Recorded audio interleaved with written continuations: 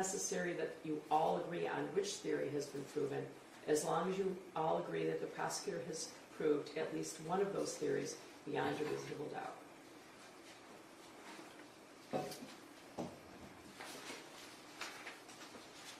A person accused of a crime is presumed to be innocent. This means that you must start with the presumption that the defendant is innocent. This presumption continues throughout the trial and entitles the defendant to a verdict of not guilty, unless you're satisfied beyond a reasonable doubt that he is guilty. Every crime is made up of parts called elements. I've just described some of those to you, and you'll hear them over and over again, and they'll also be in your jury instructions, the written set that you get at the end.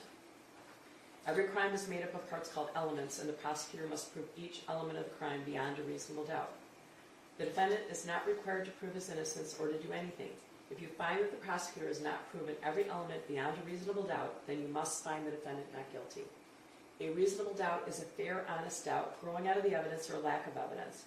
It is not merely an imaginary or possible doubt, but a doubt based on reason and common sense. A reasonable doubt is just that, a doubt that's reasonable after a careful and considered examination of the facts and circumstances of this case. I want to mention that you see cameras in the courtroom. I don't want you to be concerned about those. The video cameras and the still cameras will not be taking your picture at any time, so I want to make sure you know that. A trial follows this procedure. First, the prosecutor makes an opening statement. The prosecutor gives their theories about the case. The defendant's lawyer does not have to make an opening statement, but she may make an opening statement after the prosecutor makes theirs, or she may wait until later. These statements are not evidence. They're only meant to help you understand how each side views the case. Next, the prosecutor presents their evidence. The prosecutor may call witnesses to testify and may show you exhibits like documents or objects. The defendant's lawyer has the right to cross-examine the prosecutor's witnesses. After the prosecutor has presented all of their evidence, the defendant's attorney may also offer evidence, but does not have to. By law, the defendant does not have to prove his innocence or produce any evidence. If the defense does call any witnesses, the prosecutor has the right to cross-examine them. The prosecutor may also call witnesses to contradict the testimony of the defense witnesses. After all the evidence has been presented, the prosecutor and the defendant's lawyer will make their closing arguments. Like the opening statements, they are not evidence. They are only meant to help you understand the evidence and the way each side sees the case. You must base your verdict only on the evidence. My responsibilities as the judge in this trial are to make sure that the trial is run fairly and efficiently, to make decisions about evidence, and to instruct you about the law that applies to this case. You must take the law as I give it to you. Nothing I say is meant to reflect my own opinions about the facts of the case. As jurors, you are the ones who will decide this case. Your responsibility as jurors is to decide what the facts of the case are. This is your job and no one else's. You must think about all the evidence and all the testimony and then decide what each piece of evidence means and how important you think it is. This includes how much you believe what each of the witnesses said. What you decide about any fact in this case is final. Part of your job in deciding what the facts of this case are is to decide which witness you believe and how important you think their testimony is. You do not have to accept or reject everything a witness says. You're free to believe all, none, or part of any person's testimony. In deciding which testimony you believe, you should rely on your own common sense and everyday experience. However, in deciding whether you believe a person's testimony, you must set aside any bias or prejudice you may have based on the witness's disability, race, national origin or ethnicity, gender, gender identity or sexual orientation, or religion, age, or socioeconomic status. There's no fixed set of rules for judging whether you believe a witness, but it may help you to think about these questions. Was the witness able to see or hear clearly? How long was the witness watching or listening? Was anything else going on that might have distracted the witness? Does the witness seem to have a good memory? How does the witness look and act while testifying? Does the witness seem to be making an honest effort to tell the truth? Or does the witness seem to evade the questions or argue with the lawyers? Does the witness's age or maturity affect how you judge his or her testimony? Does the witness have any bias or prejudice or any personal interest in how this case is decided? Have there been any promises, threats, suggestions, or other influences that affect how the witness testifies? In general, does the witness have any special reason to tell the truth or any special reason to lie? All in all, how reasonable does the witness's testimony seem when you think about all of the other evidence in the case? When it's time for you to decide the case, you're only allowed to consider the evidence that was admitted in this case. Evidence includes only the sworn testimony of witnesses, the exhibits admitted into evidence, and anything else I tell you to consider as evidence.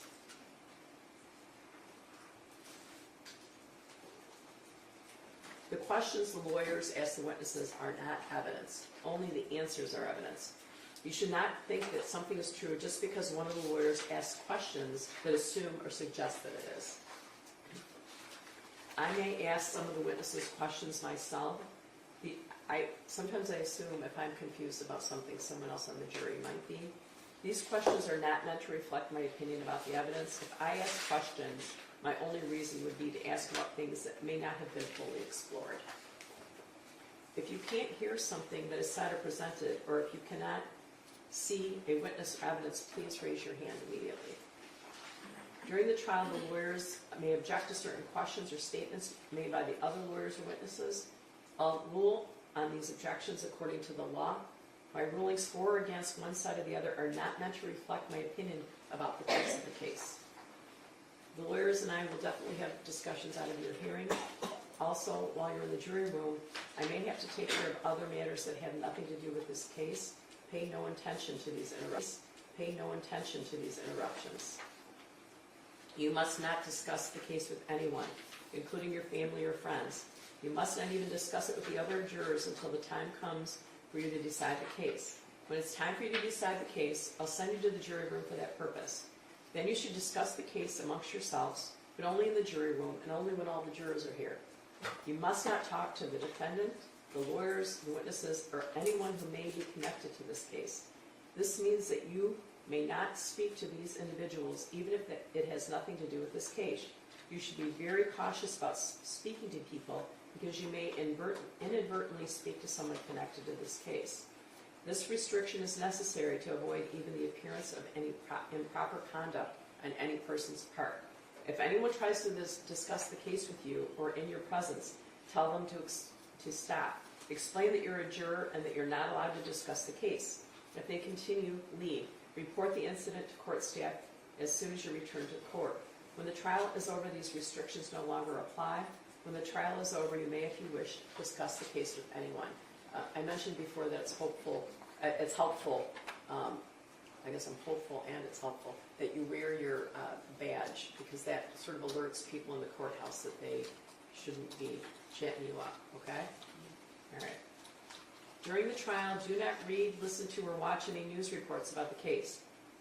Under the law, the evidence you must consider to decide the case must meet certain standards. For example, witnesses must swear to tell the truth. The lawyers must be able to cross-examine them.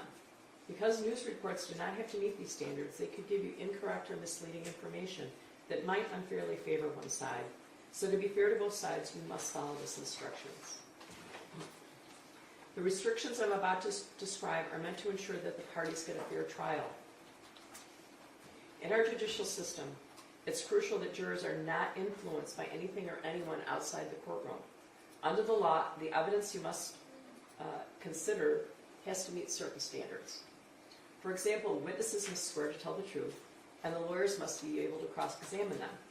Because information obtained outside the courtroom does not have these safeguards, it could give you incorrect or misleading information that might unfairly favor one side. These restrictions start now, well, really yesterday, and continue until I discharge you from jury service. It's your duty as a juror to decide this case based solely on the evidence that you see and hear in the courtroom. You must not consider information that comes from anywhere else. This means that until you deliver your verdict, you must not read, watch, listen to, or receive any information, including opinions or commentary about the case, whether in newspapers, on television, the radio, the internet, or on social media platforms. You also must not research any aspect of the case during the trial. This means research using a cellular phone, computer, or other electronic device to search the internet, as well as research with traditional sources like dictionaries, reference manuals, newspapers, or magazines. You must not investigate the case on your own or conduct any experiments concerning the case, including investigation or experiments using the internet, cellular phones, computers, or other electronic devices. You must not visit the scene of any event in this trial. If it's necessary for you to view or visit the scene, court staff will take you there as a group under court supervision. You must not consider as evidence any personal knowledge you have of the scene. You must not share any information about the case by any means, including cellular phones or social media. This means that even if you're not discussing the case with someone else, you may not post any information about the case on social media, websites, or in any other manner. If you discover that a fellow juror has violated my instructions, please report it to my court staff. You may take notes during the trial if you wish, but of course you don't have to. If you do take notes, you should be careful that it does not distract you from paying attention to all the evidence. When you go to the jury room to decide your verdict, you may use your notes to help you remember what happened in the courtroom. If you take notes, do not let anyone except the other jurors see them during deliberations. You must give them to my clerk when you leave each evening. Your notes will not be examined by anyone, and when your jury service concludes, your notes will be collected and destroyed. It is possible to replay a witness's testimony upon your request. I think I mentioned this to you yesterday. However, you would be required to hear the entire witness's testimony. You can't fast forward to a certain part and all yell, aha, okay? It's not fair to both sides. You would have to hear that entire witness, all right? There's more than one defendant involved in this matter. You should consider only the evidence presented in this defendant's trial.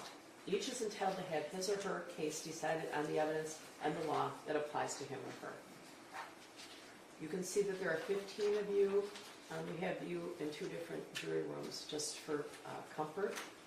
After you've heard all the evidence in my instructions, we will draw lots to decide which of you will be dismissed to form a jury of 12. Possible penalty should not influence your decision. If you find the defendant guilty, it is my duty to fix the penalty within the limits provided by law. I'll definitely be giving you more instructions throughout the trial. After all the evidence has been presented, you'll hear the lawyer's closing arguments. Following the closing arguments, I'll give you additional instructions about the rules of law to apply to this case. You should consider all of my instructions as a connected series. Taken all together, they are the law you must follow. After my final instructions, you'll go to the jury room to decide on your verdict. A verdict must be unanimous. That means that every juror must agree on it, and it must reflect the individual decision of each juror. It's important for you to maintain an open mind and not make a decision about anything in the case until you go to the jury room to decide the case. You must not let bias, prejudice, or public opinion influence your decision. Each of us may have biases or perceptions about other people based on stereotypes. We may be aware of some of our biases, though we do not express them. We may not be fully aware of some of our other biases. Take the time you need to test what might be automatic or instinctive judgments and to reflect carefully about the evidence. I caution you again to avoid reaching conclusions that may have been unintentionally influenced by stereotypes. You must reach your own conclusions about this case individually, but you should do so only after listening to and considering the opinions of the other jurors who may have different backgrounds and perspectives from yours. All right, so we're going to hear openings. Prosecution.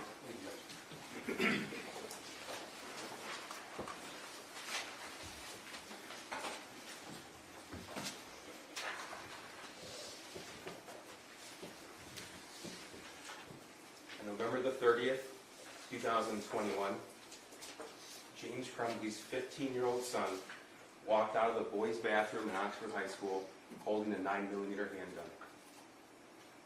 James Crumbley's son walked out, he pointed, he aimed that 9mm and fired it 32 times over the course of the next 9 minutes. He fired that weapon at teachers and students. He killed 4, wounded 7, and terrorized the entire community.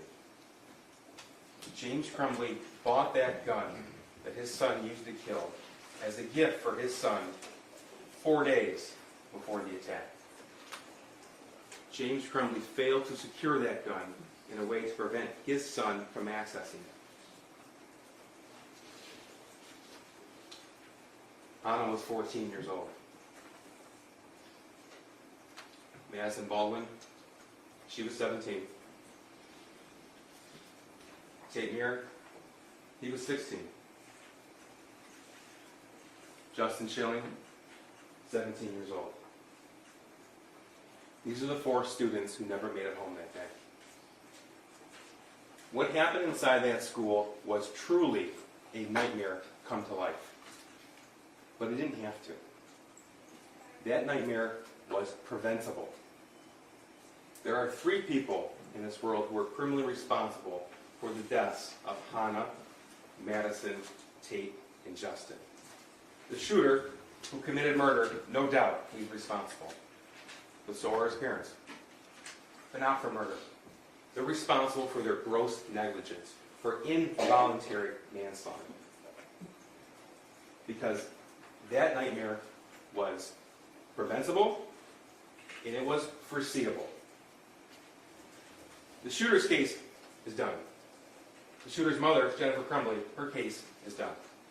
You're here to decide the level of gross negligence of James Crumbley. And you will learn throughout this trial that he was the adult out of anyone in the world in the best position to prevent these kids' deaths. You're going to learn that those kids would still be alive today had James Crumbley seized any one of the tragically small and easy opportunities given to him to prevent his son from committing murder. Any one of them. These were opportunities that were literally given to him, yet he disregarded. During this trial, you're going to hear about events from the spring of 2021 through December of 2021. November of 21 is the critical time period, especially November the 30th. But that earlier evidence is going to give you some context into the family life in the Crumbley household. It's going to give you some context to learn that the shooting didn't just happen out of the blue. The shooter didn't snap. What happened was foreseeable, especially to his father. I'm going to talk to you about some of the evidence that you're going to see through this trial. And we'll start with this. This is a 6-hour 9mm handgun. This was a firearm purchased by James Crumbley as a gift for his son on November the 26th, 2021. This is a picture taken by the shooter, found on his phone, the day that gun was brought home. This is an Instagram post from the defendant's son. The next day, November the 27th, 2021. That's after his mom took their son to the shooting range to practice with that gun. Took my new SIG out to the range today. Definitely need to get used to the new sights, LOL. This is a post from Jennifer Crumbley, the shooter's mother, the defendant's wife. That same day, November the 27th of 2021. Mom and son day testing out his new Christmas present. My first time shooting a 9mm. I hit the bullseye. You're going to learn that it wasn't just those 2 extra magazines for the handgun in the plastic case that came with it when James Crumbley made that purchase. You see, he was given the tools to make that firearm safe. He was provided a cable lock. It was provided by the manufacturer, by Sig Sauer. It went to the firearm dealer who sold it to James Crumbley. It was for that gun. This is what it looked like the day the gun was purchased, November the 26th, 2021. This is what it looks like now. Still in its original packaging, still with both keys in the lock. It was never used. The decision that James Crumbley made to buy that gun as a gift for his son was made even though he knew that his son was in the midst of total and complete social isolation and had been in a downward spiral of distress that had been going on for some time. You'll see evidence that as early as spring of 2021, the shooter had expressed to his one and only friend that he had asked his father for help. He told him to suck it up. That was in April of 2021. You'll learn that instead of receiving help or intervention of any kind, James Crumbley instead began to take his son to the shooting range, even buying himself a .22 caliber Kel-Tec semi-automatic pistol, and his son a different gun, .22 caliber two-shot Derringer. That was June of 2021. They would go to the range together on a consistent basis over the next few months. We have evidence of a number of trips, and you'll see some of that. Some of this background is going to shed light on what happened in November of 2021. This is a pivotal month in the Crumbley home. As I said, the shooter had one and only one friend. That was no secret. James knew about that. You're going to see evidence that the shooter and this friend would communicate with each other throughout the day and throughout the night. The level of data on that text message conversation alone dwarfs everything else on the shooter's phone. You'll hear evidence that there were over 22,000 text messages in just 1 year between the shooter and his friend. Those two shared quite a bit with each other. This is the friend that the shooter confided in when he asked his father for help. That friend was taken from the shooter at the end of October of 21. He didn't just move schools and go to another town. He was taken out of state without warning, without notice, and without a way to communicate. The impact on the defendant's son was severe. His entire social connection was severed, and James was there to know about it. You see, he wasn't working at that time. From November the 1st to November 9th, he didn't have a job. And when he did work before that, it was from home. When he did get a job on November the 10th, it was for DoorDash, where he could set his own schedule and decide when he did work and when he didn't work. It was also during this month of November that the defendant's son began to write in a journal. Some of that is going to be permitted to be shown to you, and Judge Matthews decides what you see and what you don't see. The portions you'll see is that the defendant's son wrote about how he was begging his parents for help, how he's begging for a more powerful 9mm handgun to commit the school shooting, and how he's able to obtain access to the murder weapon. Again, this evidence is important for you as background to what happened on November the 30th, but it also gives you a glimpse into the level of knowledge possessed by James Crumbley when he made the decision to buy that 6-hour 9mm handgun for his son on November the 26th, and then, just as importantly, what he decided not to do the morning of the shooting. You see, James Crumbley was afforded what might have been the easiest, the most glaring opportunity to prevent the shooting. A full 3.5 hours on November 30th before the first shot was ever fired. Because he was shown this. This is a math worksheet. These are drawings and writings from the defendant's son. November 30th, 2021. One of his teachers saw him doing this, took a picture of that, and sent it to the shooter's counselor. The counselor came down and took the shooter out of class, brought him to his office to find out what was going on. You will learn it took that counselor all of 20 minutes to decide that immediate parental intervention was required. He made that decision even though he had about a fraction of the knowledge possessed by James Crumbley. You see, this drawing, as well as an altered version created by the shooter, were both sent from that counselor to Jennifer Crumbley, who shared it immediately with James Crumbley before they arrived at the school. The severity of the situation wasn't lost on James or Jennifer Crumbley either. They expressed their concern about what they see here, the words, "help me," blood everywhere, a picture drawing of a gun, of a person with 2 bullet holes in blood. They expressed their concern about that drawing to themselves in Facebook messages. This is Jennifer Crumbley, she's in blue. "Call now," all caps, "emergency." This is November the 30th, 2021 at 9:33 in the morning. Followed simply with "emergency." Then she sends her husband, James, the defendant, both the original drawing as well as the altered version of it that the shooter created. That's at 9:38 in the morning. James Crumbley's response, "My God, WTF." And then he says what he was actually doing that morning. "Vet not here. It's McElmurray's for Kira's horse. Still waiting on the vet." You see, James and Jennifer Crumbley spent quite a bit of time away from the home, tending to their horses. That's what he was doing the morning of the shooting. Jennifer Crumbley, he said he was distraught about last night. James, we talked about it this morning. You talked to him? Jennifer, can you call? Then heading to his school, I'm very concerned. That was at 10:04 in the morning. Unfortunately for everyone, they kept that private concern to themselves.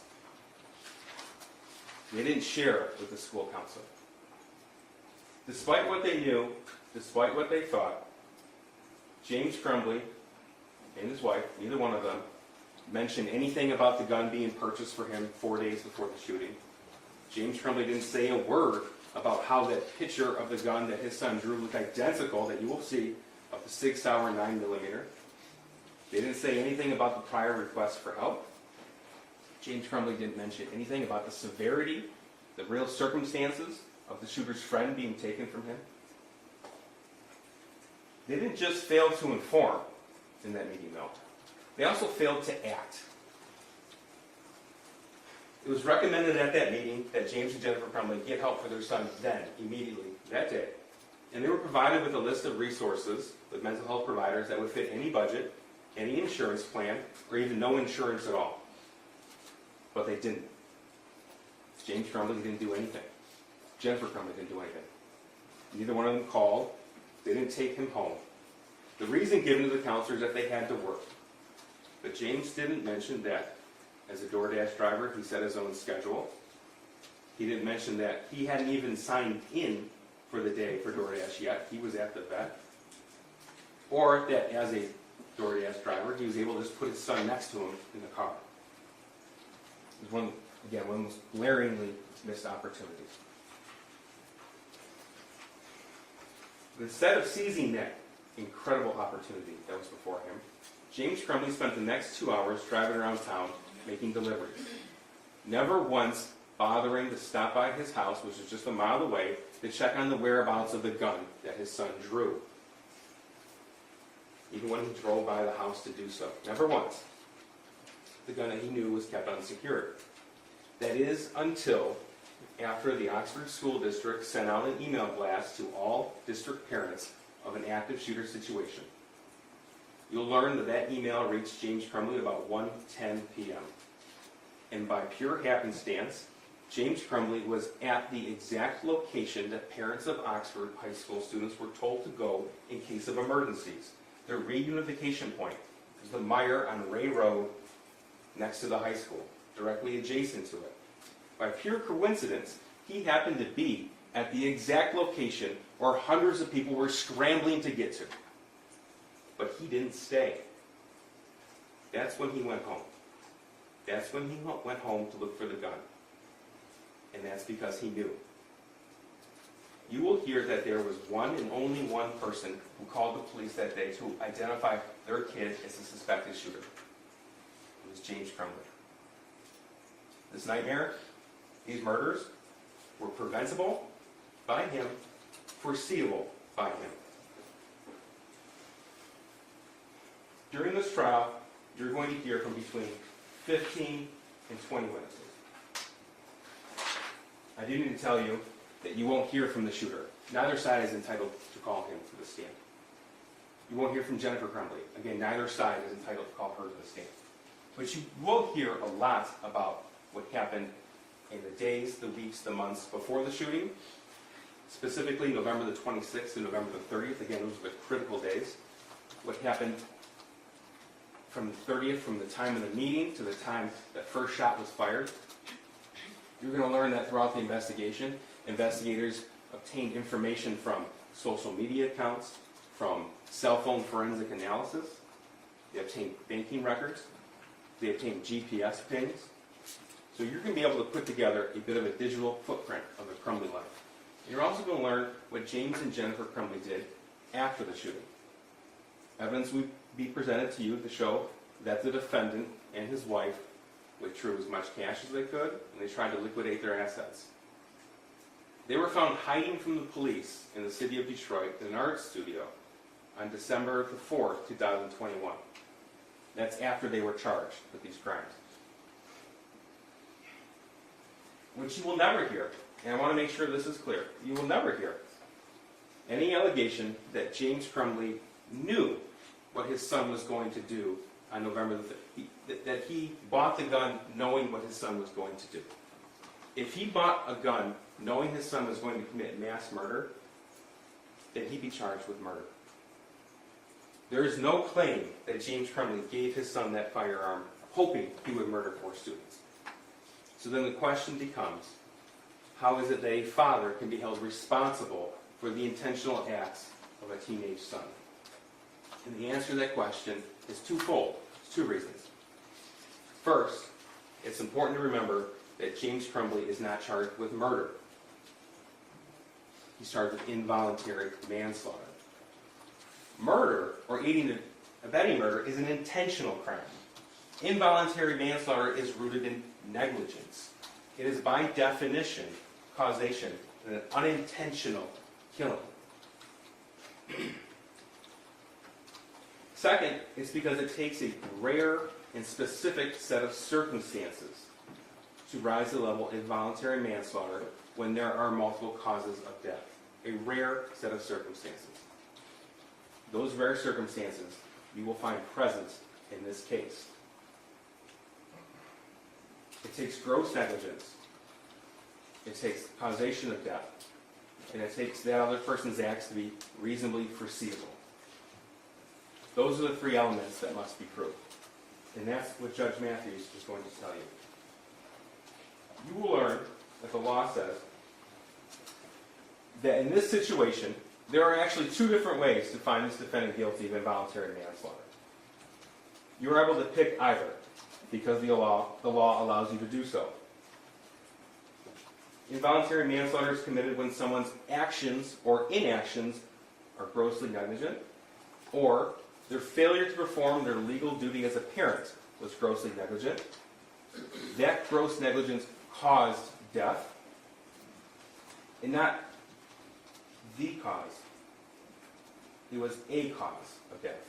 And that's important, because the judge is going to tell you that there may be more than one cause of death, such as this situation, as long as that other cause was reasonably foreseeable to him, to the defendant. Not to everyone else in the world, but to him. The father who bought the gun, the father who raised the shooter, the father who knew what was going on in his life, the father who suspected him as a school shooter, well before his name was made public, well before anyone from the police department told him it was his son. The law allows multiple people to be held responsible in this case. And that's going to come to you from Judge Matthews. Gross negligence is the failure to use ordinary care to avoid a known danger, even though it was apparent to a reasonable person that serious injury would result. It's the willful disregard of danger. And that, ladies and gentlemen, is why we were here. James Crumbley's willful disregard of danger and his failure to use just ordinary care, when he was the one who knew the background, he was the one that knew the origins of this drawing.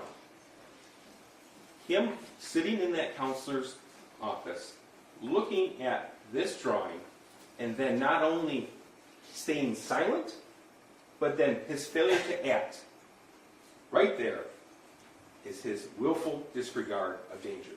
Right there. You're going to hear a lot of evidence and arguments in this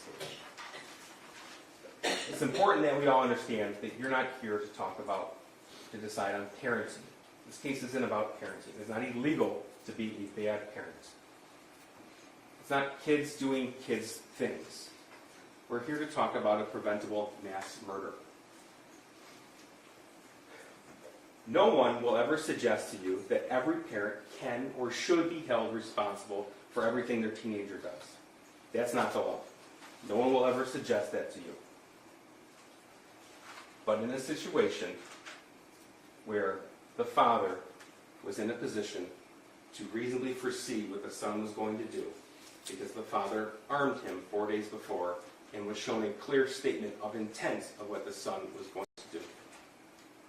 That is when that rare set of circumstances is present, in these specific set of facts. James Crumbley is in charge with what his son did on November the 30th. James Crumbley is charged with what he did and what he didn't do on November the 30th. That is a very important distinction. That is what the law allows. That is what we were asking you to do. This case is not about guns. It's not about even how all guns should be stored in the home. It's not about gun laws. This case is about this gun for this kid with these issues, not secured, when shown this picture. That's what this case is about. When this kid was begging for a more deadly weapon. That's why we're here. I ask that you listen to the testimony, you review the evidence, and you follow the law. If you do that, you will undoubtedly reach a fair and just verdict. If you do that, you will find that James Crumbley was one of the 3 people in this world criminally responsible for what happened on November the 30th, 2021. And you will find him guilty as charged. Thank you. Thank you, Mr. Case. Ms. Lindler, would you like to make an opening statement at this time? Yes, Your Honor. Thank you. Go ahead.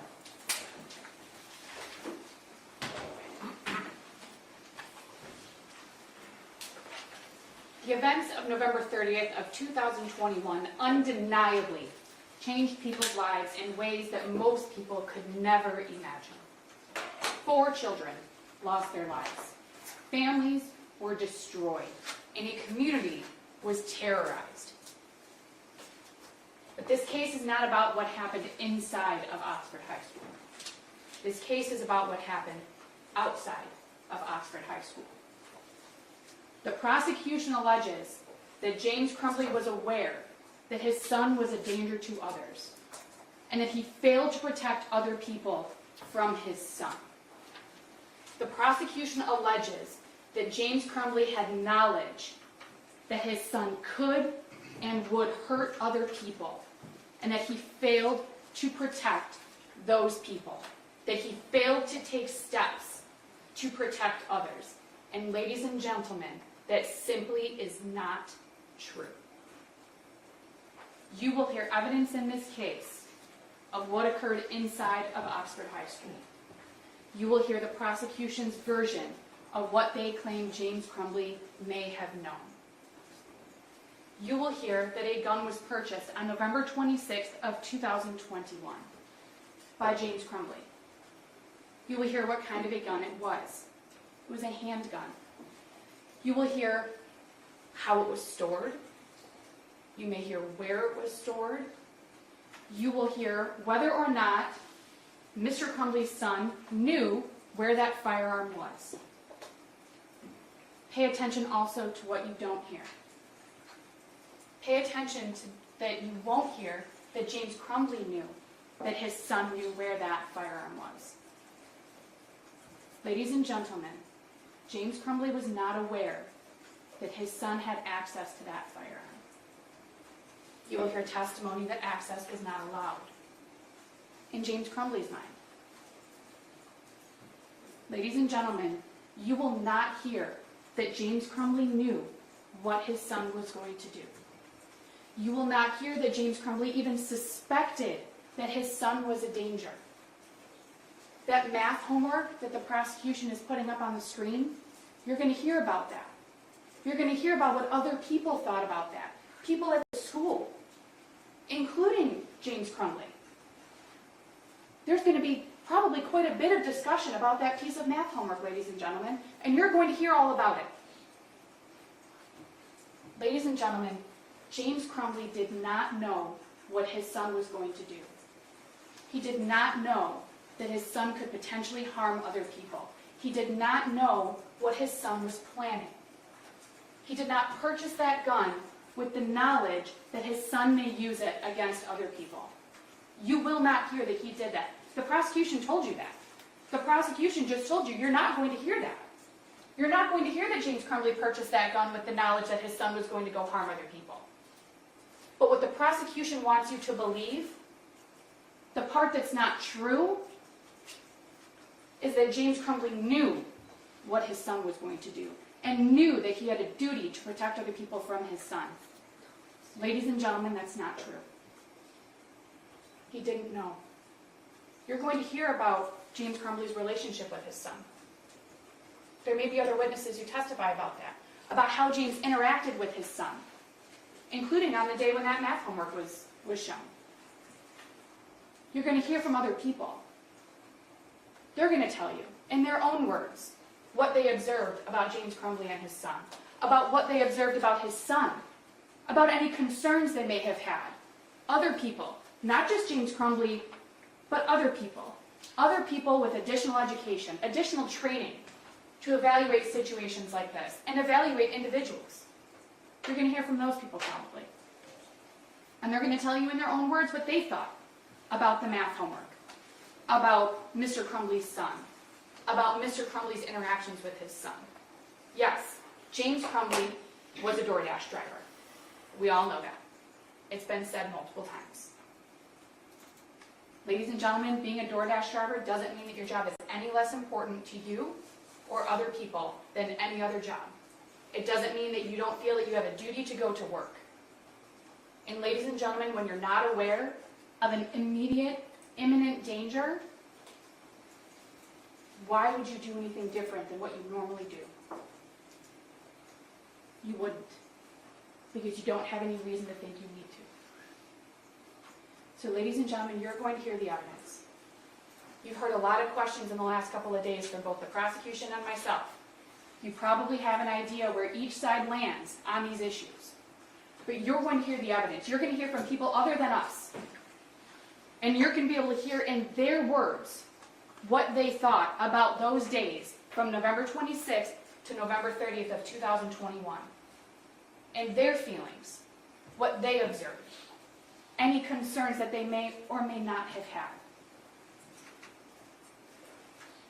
The prosecution has asked you repeatedly to follow the law. I'm going to ask you to do the same thing.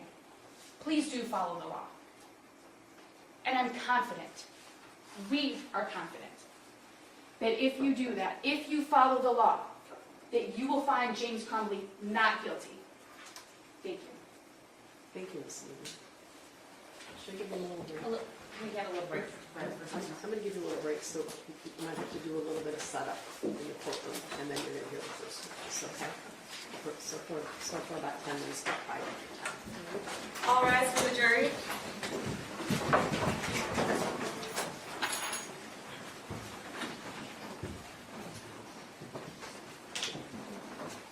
May counsel I approach briefly when the jury's out?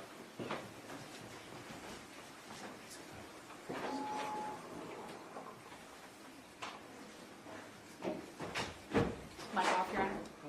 Yeah, can you turn the microphone off?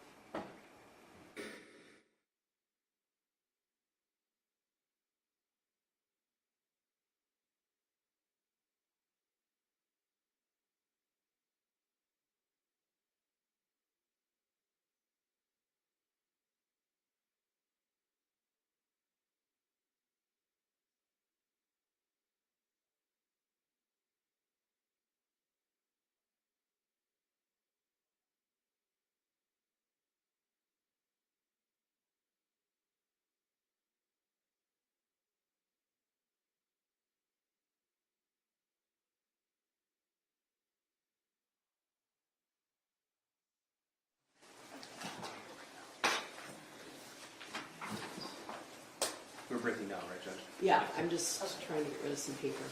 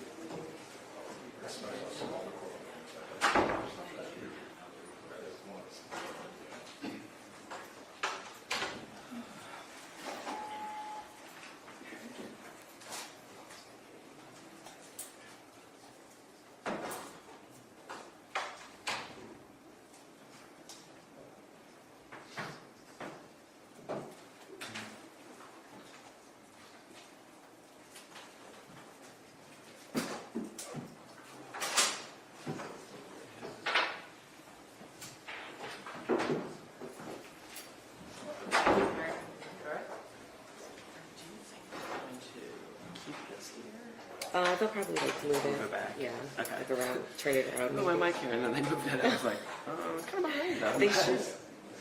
I don't know. I guess I can't give you an It's answer. always kind of a crash. Yeah.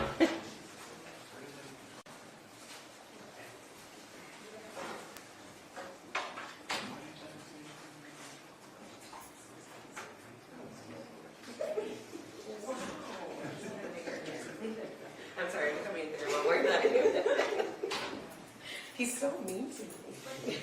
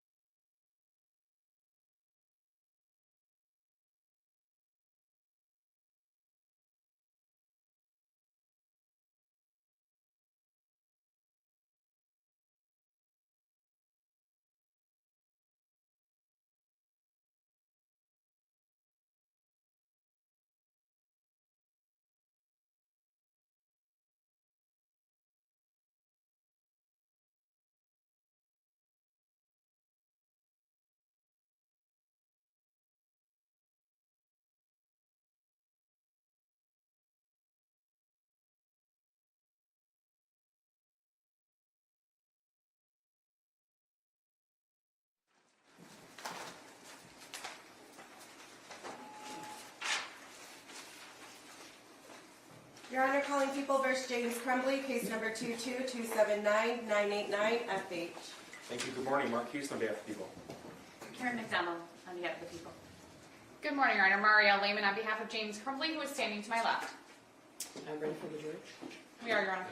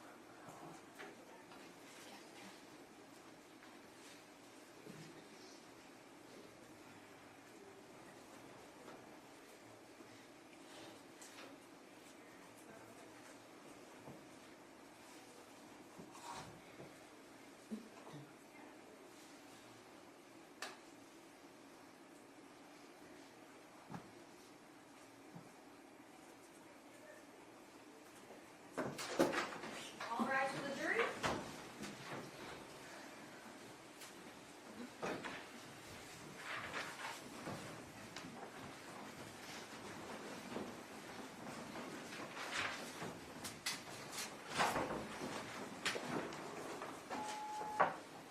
You may be seated. I'm asking who's the first witness? Molly Darnell, Your Honor. May I get her in the hall? Sure.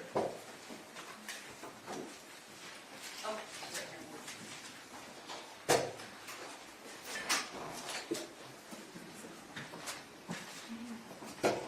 Could you raise your hand?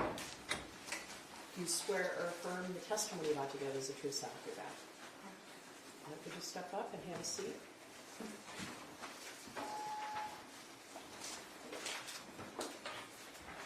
And would you state your name for the record and spell your first and last name?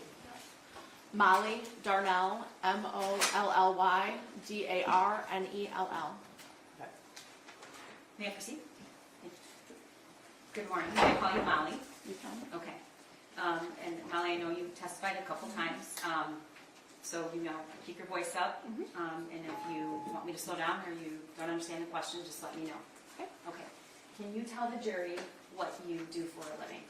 I'm an educator. Okay. And where are you employed? I'm employed at Oxford Community Schools. I've been there since the fall of '98. So that would be your whole teaching career? That's correct. Okay. What is your role now? My role now is I am a virtual teacher with Oxford Virtual Academy. I'm a mentor teacher for middle schoolers. All right. So do you go to the high school now? I do not, no. All right. Can you tell the jury what your role was and which building you worked at on November 30th of 2021? On November of 2021, I was the International Baccalaureate Coordinator for the Middle Years program, which was a 610 program, as well as the English Language Arts coach, which was a 612 position. Okay, so you didn't have, did you have instructional contact with students, or was I it did more not. teachers? No, I worked with teachers, predominantly the English Language Arts department, but I worked with many other teachers throughout the 612 curriculum. It was it's a coaching job, so instructional curriculum, that type of what's happening in the classroom at that point in time.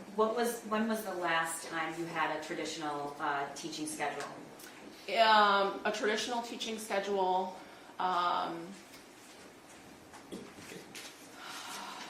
Might have been 2015. I'd have to really go back and look at my resume to know that. Okay, But in the fall of 2020, I did have a classroom. We went back face to face, and so we pulled all of our instructional coaches out to teach a few hours of the day so that we could spread students throughout the building and get students back instructionally. okay, so after COVID, the coaching faculty We moved back into our started to take more teaching assignments so that you could spread kids out. Correct. Do I have it right? Correct. Okay. On November of 2021, were there kids in the school that you knew? And if so, how did you have contact with them? There were kids that I knew from the class that I had had the previous year. There might have been, having been in the district for a long time, there were a lot of teachers who had children that were in that building. So I know a lot of them too. Okay.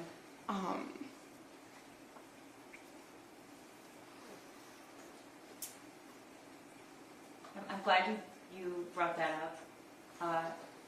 Does Oxford have a lot of faculty who send their children to the district? Yeah, I would say many of our faculty send their students through Oxford schools, yes. Okay. And the kids that you knew in that building that day, did you also know them from middle school with this, or you just knew them? Yeah, just knew them from knowing their parents, and or if I had them in class the year before. But there might have been a kid in passing that I met here or there, but for the most part on that year I had no contact with students other than, if like a kid wanted to stop in and see me, or if we met in the hallway, or... Okay. But did you have a traditional classroom on? I did not. I shared an office. It was like a half classroom. So was the classroom turned into two offices or an office? Correct. It was a classroom turned into two offices. It was in one of the instructional halls, the math science instructional hall. And I shared it with two other coaches in the district. Okay. You're the first witness. So the jury has not seen a map of the school. So I'm going to put that up in a minute. It's already been admitted. There's no objection to that. But before I do, can you just generally describe how the school is laid out? It's a fairly new building, correct? It is fairly new. The main part of the building was opened, I think, in the fall of '98, the year that I started with Oxford Schools. And then I think it was the fall of '04 that we started, that it became the high school. So it's a fairly new building. There is like one main hallway that kind of runs up the center, and it hugs into the courtyard. It almost reminds me like if you opened it in a map, you would see it almost mirrors itself in many ways, especially the area that I was in. Okay, and your hallway were the hallways organized by subject matter? Yes, we had like our foreign language hallway, our English language arts hallway, we had our math section, social studies, and then science wrapped around the side. Our electives were on the outskirts of the high school. And how did the students and the faculty refer to bathrooms and exits? How did they describe them from one to the other? It might have been like the exit by the staff parking lot. That's how I knew them. Okay. I know that there are numbers on all the doors. Numbers are not my thing. So you're in English. Where is this? Is there a senior There is a leisure senior, area yes. at Oxford? Yes, so right up that main corridor, which is like, if you folded it, there's like this one main hallway.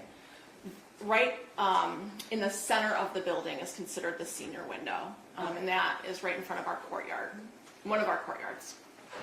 And the hallways go subject matter. Did you typically find upperclassmen, lowerclassmen, or it was all mixed in all throughout the building? Well, many of the seniors did hang out in that area. There were kids throughout the building. There was no area specific for like freshmen, sophomores, or seniors. All right. I'm going to show you now and the jury what's been admitted and marked as People's Exhibit 9. Can I have this? Yes, it should. You just take 6 minutes. Yeah. Oh, okay. That goes on last. It'll take a second. Perfect. See it? Thank you. Yep. Can you tell the jury what we're looking at? This is a map of the high school, and so you see where it says media center in the middle, and then court right below it. when we were talking about that senior window, Right there? correct? So that senior window is just south of court. Like that's the senior window, that window that is on the south end of court. No, go back. Yeah, right on like the south end of court. Sorry, south. Okay. Maybe I'm directionally challenged. I think. I'm sorry, I am. Everyone has I'm going to this. want to go north. Okay, so what, I guess it would be east. what was the number for your classroom? My number is 222. Okay, and we'll, right there? Correct. Okay. And then what's in the middle area right there to, Actually, sorry, I'm not 222. I'm 224. okay. I was right next door to 222. Do you see 224? You can't see the number, but you can see between 226 and 222. 222. Yeah, Okay. there's a bunch of names written in that. That was all the coaches, All right. myself, and the other And coaches. to the left of that, what is that area? The other room on the other side. That, can you go to that little bridge? Yeah, down. What is this area? What's in there? That area on the lower end is the science labs. On the upper end, there is I can see a bathroom to the right, a student bathroom. And the senior area is up, It's up. In the top. middle? Yeah, it's right there. okay. Yep.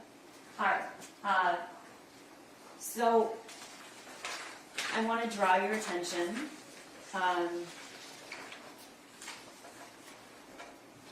to around 12:50 on November 30th, 2021. Do you remember that day? I do.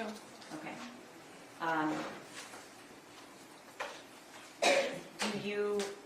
Did you have any kind of teaching assignment on that day? I did not have a teaching assignment on that day. It was a Tuesday after Thanksgiving. Okay. Can you tell the jury about the Oxford lunchtime schedule? Because it's a little confusing. We run a 7-period rotating schedule, which means that kids meet for 6 class periods a day. The lunches have a split hour, so they have an A, B, and a C lunch. If they're A lunch, they go to their class the second half. If they're a B lunch, they go to class, have lunch, go back to class. And if there's a C lunch, they go to class, then they go to lunch.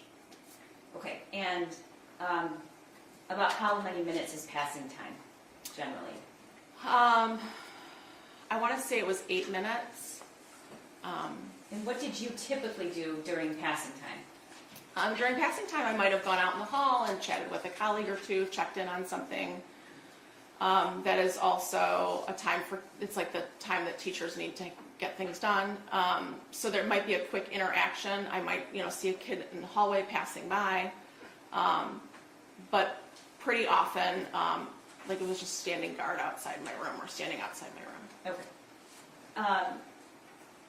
At around 12:50 that day, do you remember what you were doing?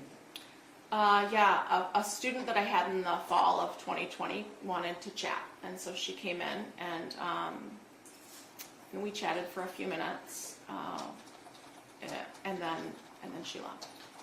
Do your, as a general rule, do you keep your door open or closed? Open. All right. And your classroom, as we see in the map, was smaller. What was the layout of the classroom? Were there traditional student desks in there, or can you explain to the jury what the classroom was like? If you walked in straight ahead, you would have seen my desk. To the left of that, you would have seen one of my colleagues' desks, and then just on the wall closest to the hallway, there was another coach's desk. What is at the back of the classroom when you go in the front? The wall you're facing, what is that? There's a large window that leads out to the courtyard. Okay. Once the student left, what did you do? There was a few minutes left during passing, and so I walked around to my desk and opened up my laptop.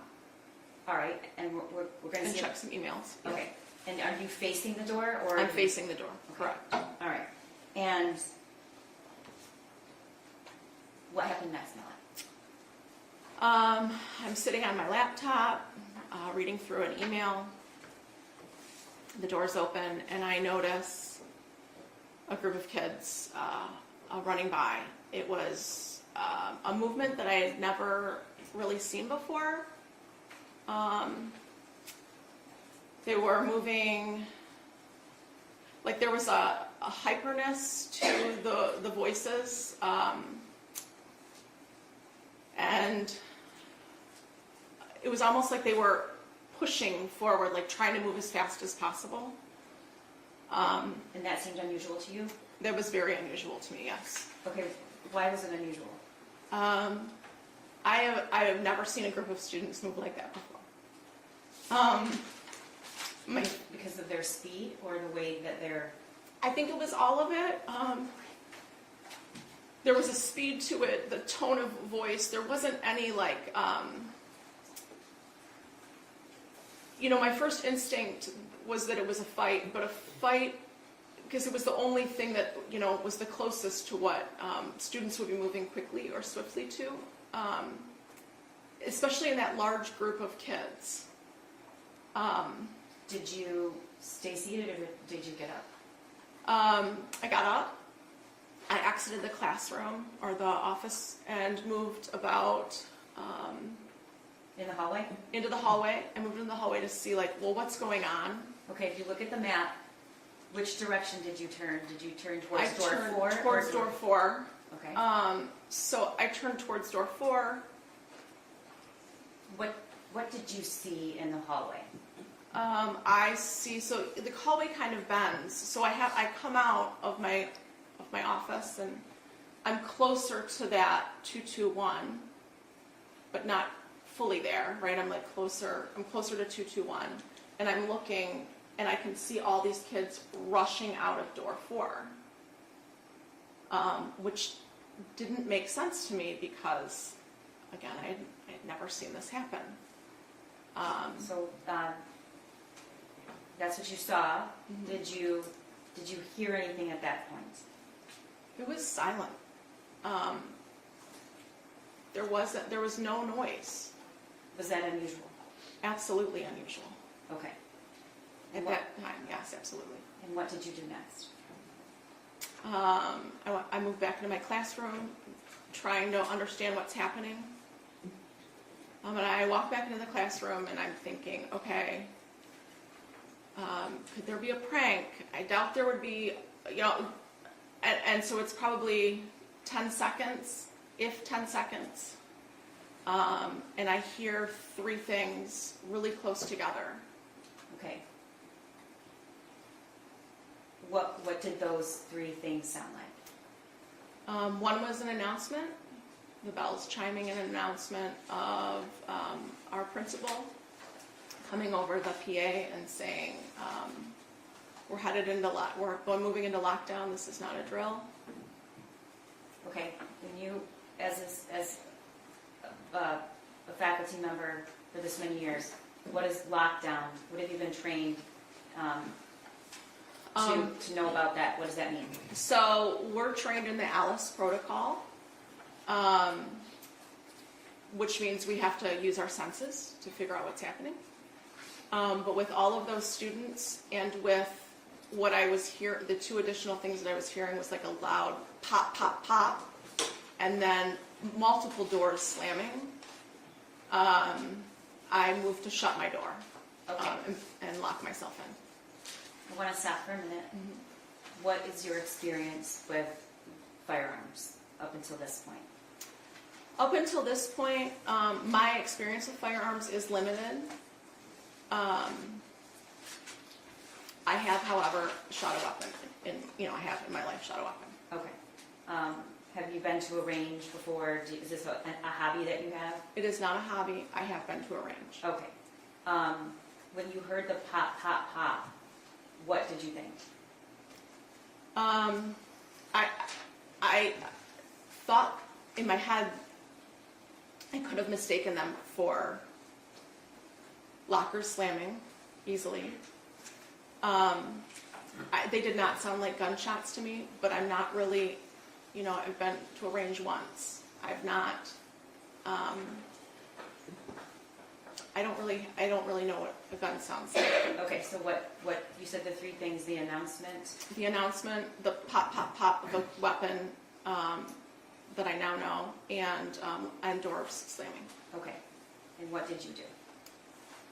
I moved to shut my classroom door because when I had come back in, I had not shut it.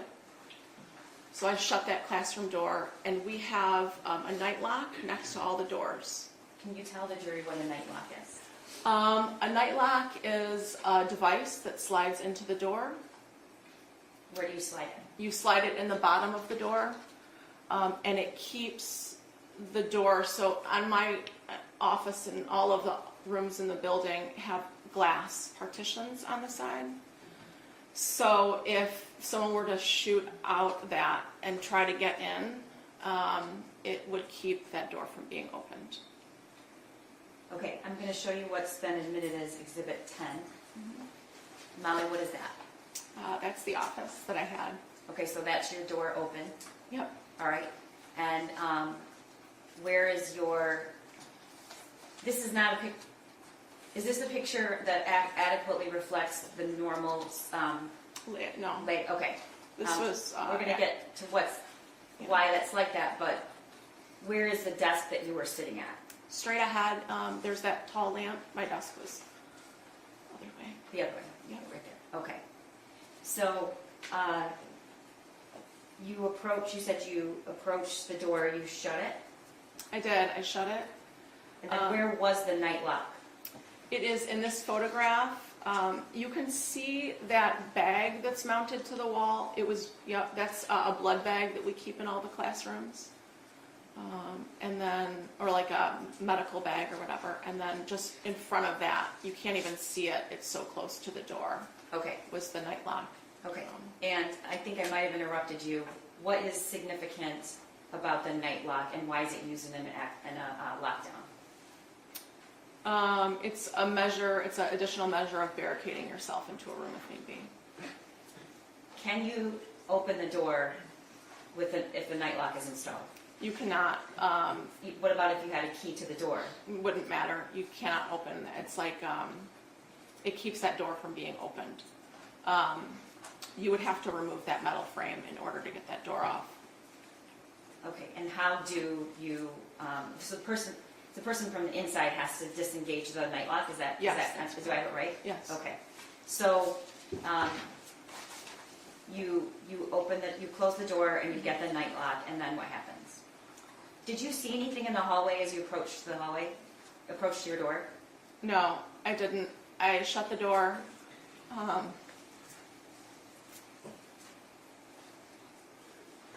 I can hear that door shutting. It's completely silent. And I grab the night lock. And I look down at it because depending on which way your door opens, depends on how it goes into the door. And I see in my peripheral vision some movement, and so I look up, and in that moment, I see someone wearing dark, baggy clothes. And are you seeing him through that window right there? Yes, it's Okay. through. Can you describe the person? The individual is wearing a hoodie, baggy clothes, a mask, and there was a skull cap on, or like a. So were any parts of this individual's face visible? I did not see any part. I mean, only his eyes, and he was wearing glasses. Okay. Had you ever seen this person before? No. All right. And when you looked through the door, where was this person? How was he faced? Was he facing you? Was he to the side? At the moment that I locked eyes with him, we were standing square to one another. Okay. Tell the jury about locking eyes with him and what you saw. So I lock eyes with this person, and I see some movement coming from the side of him, and I realize that he's raising a gun to me. I remember thinking in my head, there's no orange tip on that gun. What does that mean? I had heard somewhere in my past that BB guns have an orange tip. And my body reacted, and I jumped. You're To the motioning, side, you're yes. motioning that you jump to the I right. jumped to the right, so I'm jumping this way in the room. And at this point, the door's closed. The door is closed, yes. Is there a window on the other side of this door, or just what we No, see? Just Okay. what you see. All right, you jump to the right, and then what happens? I'm turning and I'm jumping to the right, and then I feel my shoulder move back. It feels like I've been stung by hot water. Okay, you're pointing to something. Yeah, Can on you my just- arm. On your left arm. Yes. Okay. Um, At this point, did you manage to get the night lock in already? no, the night lock's in my hand. So he could have just opened the door. The door was locked. Okay. Like the lock was Okay. on it, right? I look behind me and I see, you can see the bullet hole in the glass leading out to the courtyard.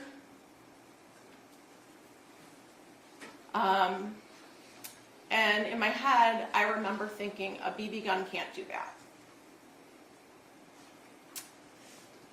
Oh, the instinct in my body was that I had to barricade this door. But I'm afraid to go back to the door to put the night lock in. Okay, I'm sorry, Ma, I have to stop you for a second. After you locked eyes and you see a gun, do you hear anything? Nothing. Okay, Oh, well, sorry. that's okay. It's totally silent in the hallway, but I do hear 3 loud pops. You could feel the force like coming, like the way the door hit, it was very forceful. But the sound did not match the force. What do you mean by that? It was like higher pitched than the power of what was happening through that door.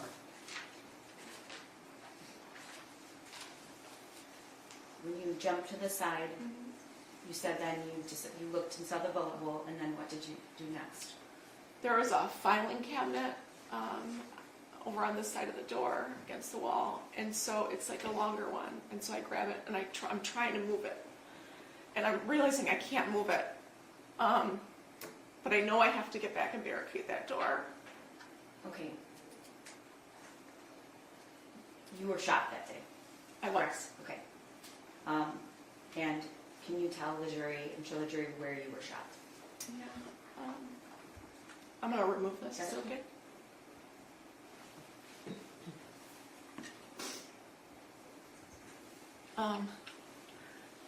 You can step down if you want to, it's okay. Okay. So, you can see it's kind of like on the back side of the arm. It's not straightforward. Like you can't see the scar when I'm standing straight forward. So he caught me when I'm jumping on this side. He catches me. And are there There's two? an entrance and an exit wound, and the line in the middle is where the bullet cauterized my flesh.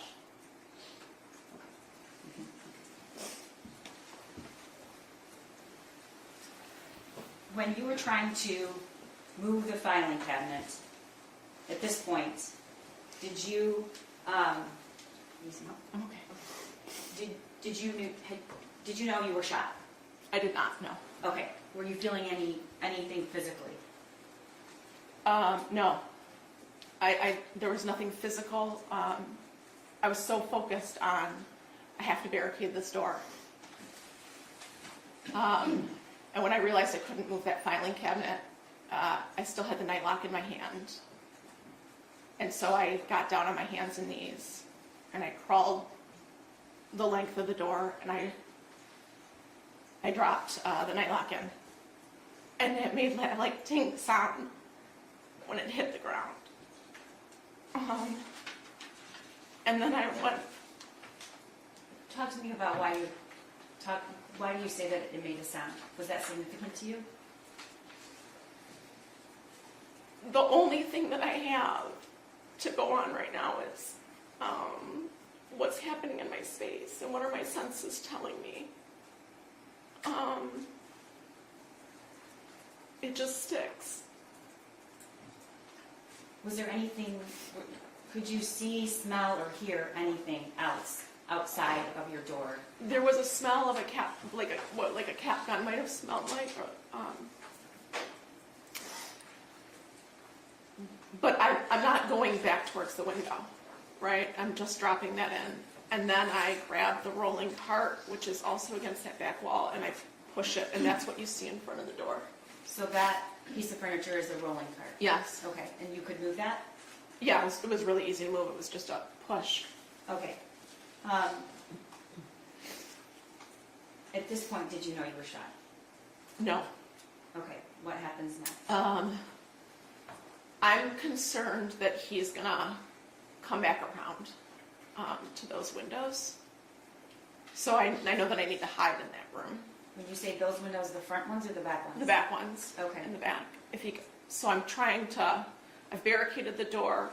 I'm trying to make myself invisible in that space. So I go back to that large filing cabinet. I move it just enough so that I can crawl behind it.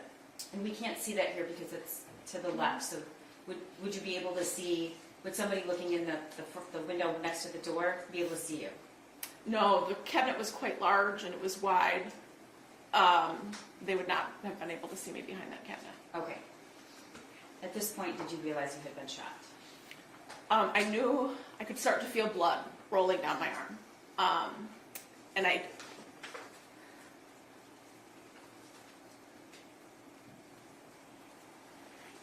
What kind I of... don't think I was admitting that I was shot, right? It's not some, it was so far out of what I knew to be what happens.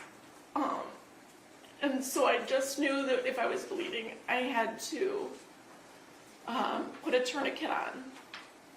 But I can't get back to that bag that has medical supplies in it.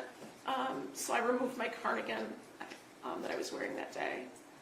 And I used one of the sleeves to tie around my arm. I put part of it in my mouth and the other part in my hand, and I just tightened it around my upper arm.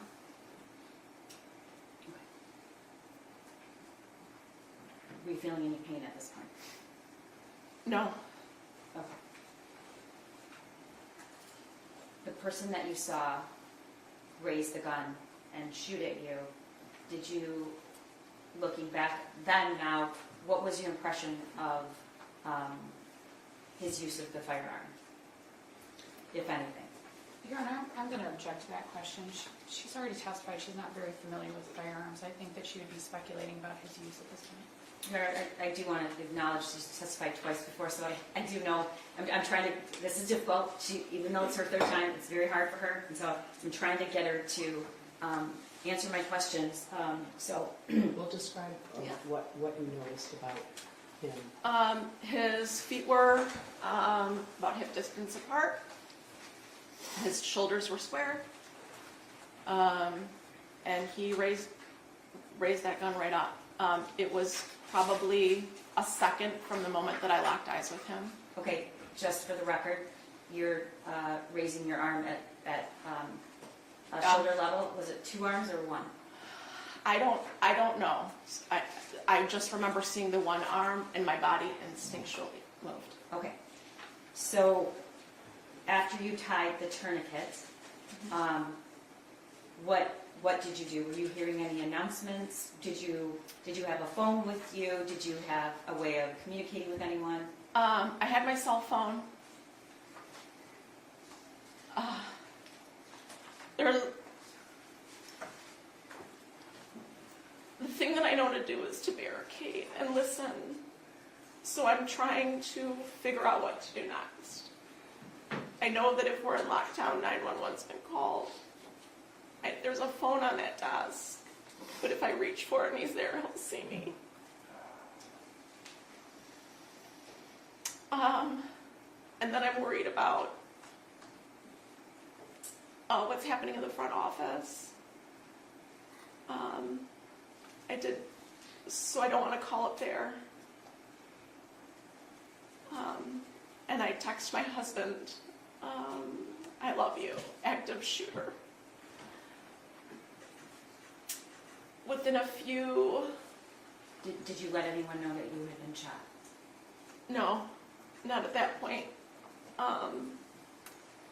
within a few minutes, I receive a text message from my daughter, who went to school in a neighboring district.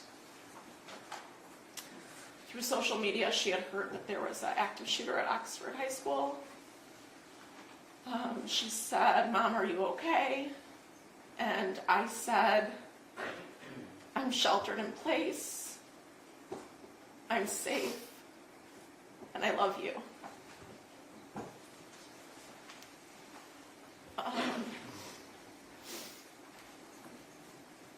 And I'm just listening to what's happening outside, trying to distinguish what's my next move. What are you hearing? Absolute silence. I'm hearing nothing. Were there any announcements?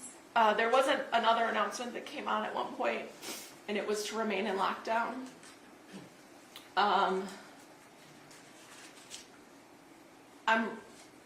There's a hallway text thread that we have. That there's no one texting on that, but You there, mean the teachers Yes, in that in the hallway have a group text? Yes. Okay. no one's texting on that. But in the other part of the building, my language arts team says, I'm hearing there's an active shooter, and I said I saw one. Did you say, "and I've been shot"? I did not say that I was shot. Okay, is there a reason you're not telling anybody that you've been shot? Is that because you didn't want to really understand it, or? I think that there's definitely a part of me that was in denial about what was happening in that moment. I also think that what I know is that building has to be secured to save the most amount of lives. And telling anyone that I'm shot when I'm not, when I do not need help, is not beneficial. So you didn't want anyone to help you? I did not need emergency medical attention at that moment. Or at least that's what I felt. Okay. How long do you think you were in that classroom behind that cabinet? I'm in there for about, I would say, 20 minutes. And I'm sitting on my bum. And at one point I hear footsteps in the hallway because my back's facing that hallway. And I think they're starting to evacuate those rooms. That was the decision, that was the moment that I decided to text the teacher next door to me. She's in room 222. And I just said, no one knows right now, but I think I used the word hit. I've been hit in the arm. And then I did say, I hope there's no one else. She then alerted. I believe she called 911, and there was another teacher in the room with her, and he alerted the front office. So at some point, did somebody come to try to help you? It was pretty quickly after I sent a text message to them that Kurt News, who was our assistant principal at the time, that he shows up at my door knocking, Molly, are you in there? And from behind that filing cabinet, I said, yes. I've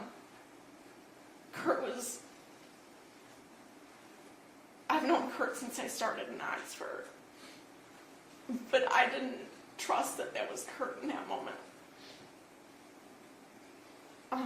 So you didn't want to open the door? I did not want to open the door. It felt safer to stay in there. And then a few seconds after, there's police officers at the door, and they're like, are you injured? And I said yes. And so they asked me to, I think I said, do you want me to, I kind of like crawled out from behind, and I was like, do you want me to take the night lock out? And they said yes. Do you want me to open the door? And they said yes. And I'm still on my hands and knees at this point. And they reach up for the handle. And that door swings open, and they grab me from under my arms. and they pull me up and out of the classroom, and I can see Kurt standing on the lockers, like against the lockers. Okay. I'm going to show you what's been admitted as Exhibit 11.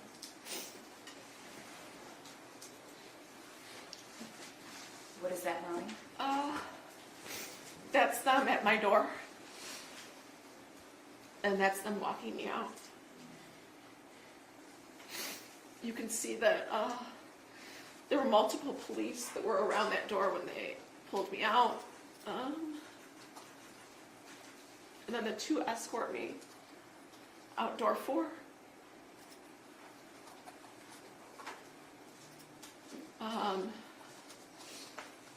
We get outside of door 4 and the one says, I'm going to put a real tourniquet on you now.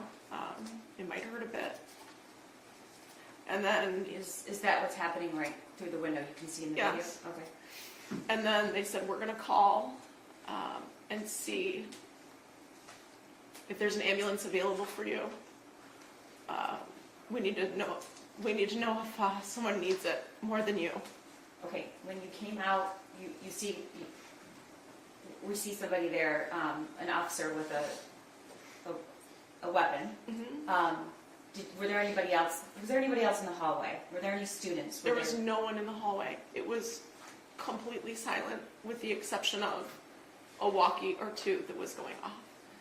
And what information did you have at that point about the shooter, or did you know somebody, if they're still in the building? Did you know if there were victims? What did you know? I have no idea about anything, but when he says, we're going to see if there's someone else, I think it was the moment that I knew that there was someone else.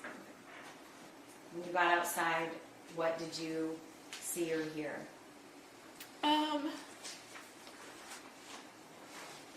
There's a helicopter flying above the building. There's a couple snowbanks. Did you see any students? There were a smattering of people throughout the parking lot. I honestly couldn't tell you if they were students or parents. Okay. Eventually, did you get into an ambulance? I did. And where were you taken? I was taken to Lapeer Hospital, the hospital in Lapeer. Okay. And what happened when you got there? We get to Lapeer, and I asked to walk in. I felt like if I could walk, I wanted to walk. And so they supported me to walk me into the hospital. And as I'm walking in, the hallways are lined with doctors and nurses. Like they were prepared for a disaster. Okay. What did you learn about your injury that day?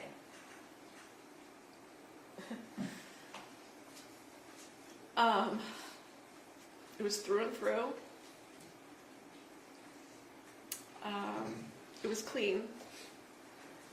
They ended up doing a chest x-ray on me in the hospital to make sure that no debris from the bullet came in.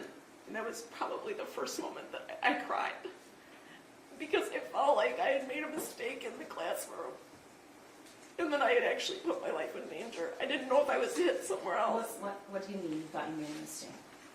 I didn't know if I was hit somewhere else. I couldn't understand why they were doing a chest x-ray on me. Okay. Were you released that day? I was. My husband came up to the hospital to come get me. We went home that night.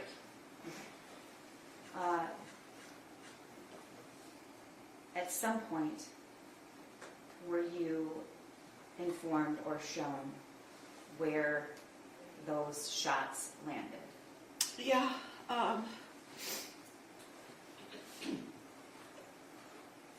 He was aiming to kill me. Those shots were intended. Okay. I want to back up. When did you learn where those shots landed, other than you knew it hit your arm? My husband was my nurse at home, taking care, cleaning my wound. And at some point when, I'm holding him out, I realized That's a heart level. And he was aiming to kill me. Okay. How many inches is it from your heart, Molly? I would say about 6. Okay. At some point were you shown the picture of your door that depicted, okay, Yeah. do you remember when that was? Yeah, I saw that photo in your office. Okay, when you came in months ago to talk about the testimony. All right, Molly, I'm showing you what's been admitted as Exhibit 12. Is that the classroom, your classroom door? It is. Okay, and the pink rods, do you know what those indicate? The bullets that came through the door. Okay, and when you saw that in my office, what did you say? He was aiming to kill me. That's a shot to the head and to the chest.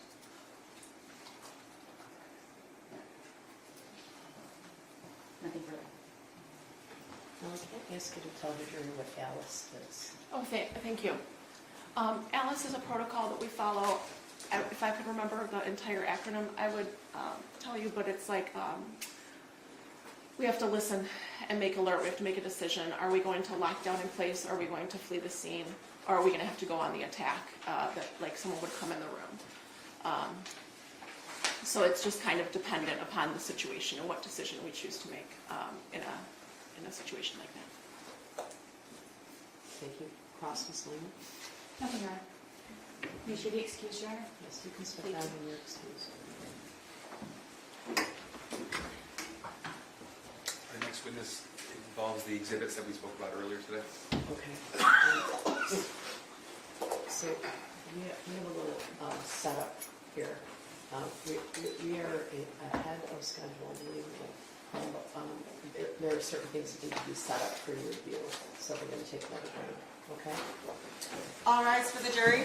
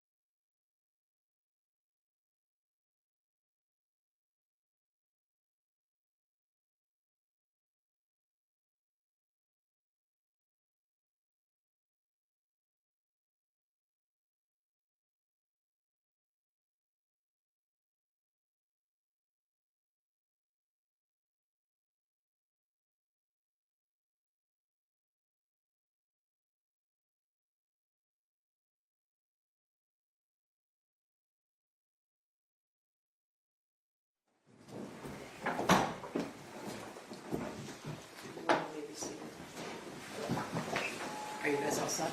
Yes, Judge, thank you.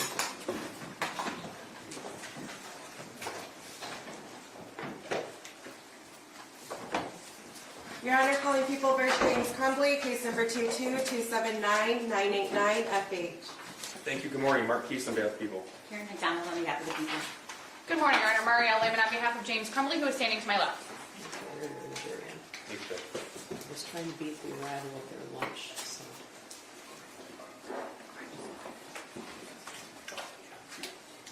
Ms. Williams, was the TV's on? And the volume turned up as well? Well, this one was on.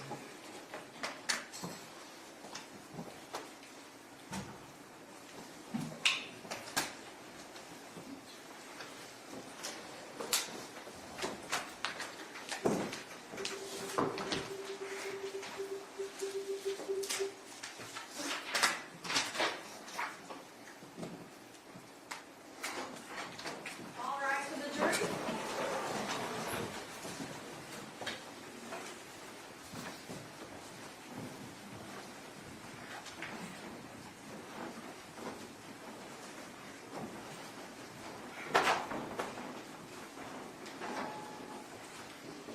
All right, you may be seated. Prosecutor, who's next for us? Edward Wagrowski, Judge.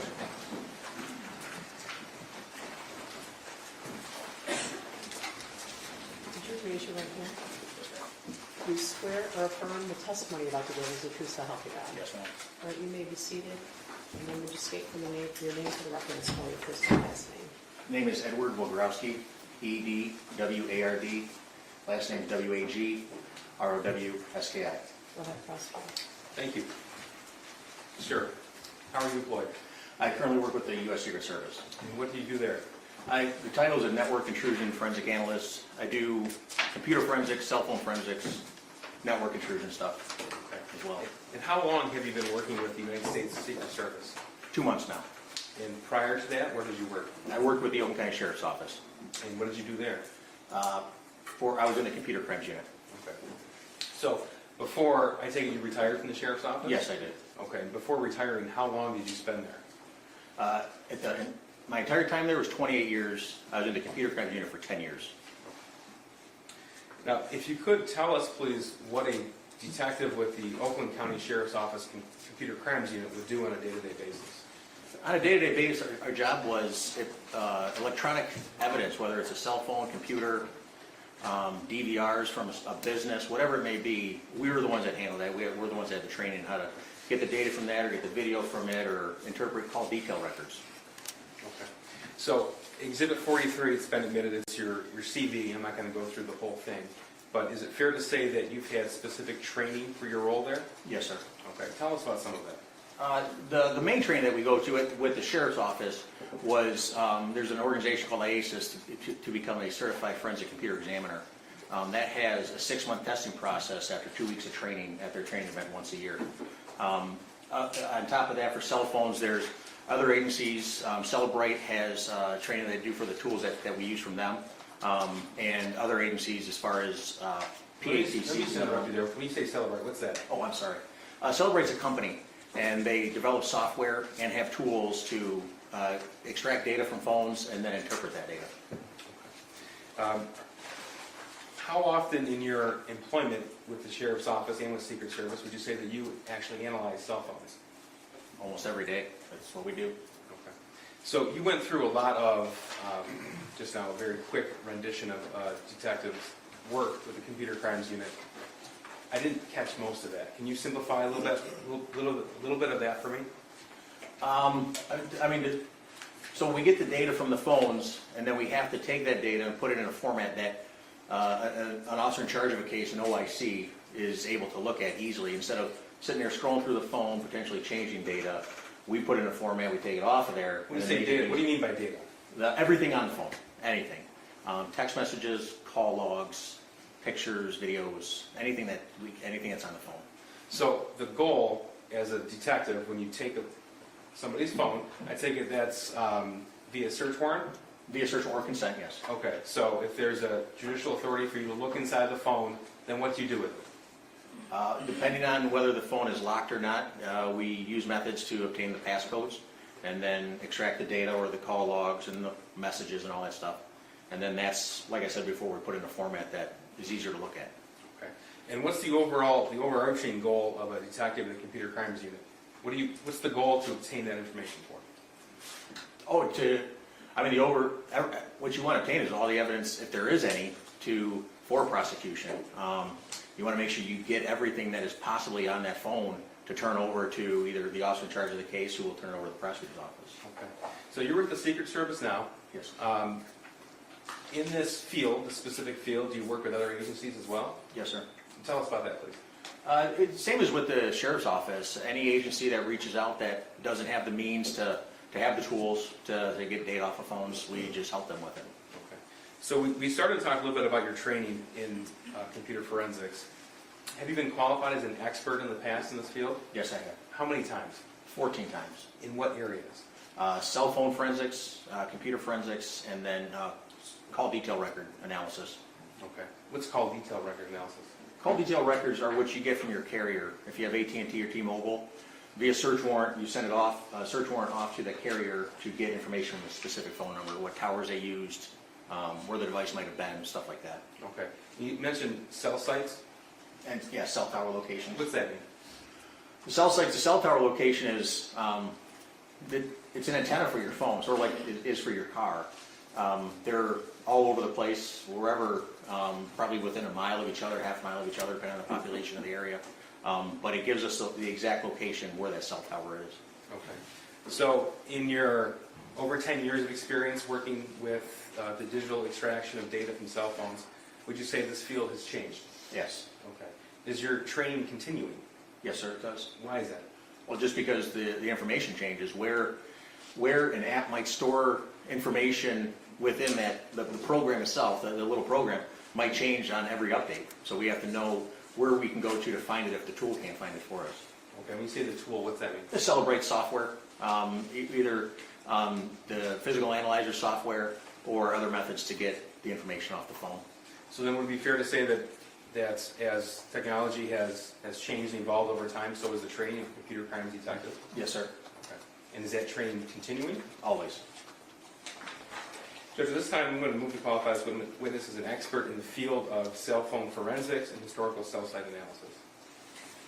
Okay, he said computer forensics, cell phone forensics, car detail analysis. Are those the areas? That's what he's been qualified in the past, called detail records, but in this particular case, he's going to be qualified as an expert in the field of cell phone forensics and historical cell site analysis, Judge.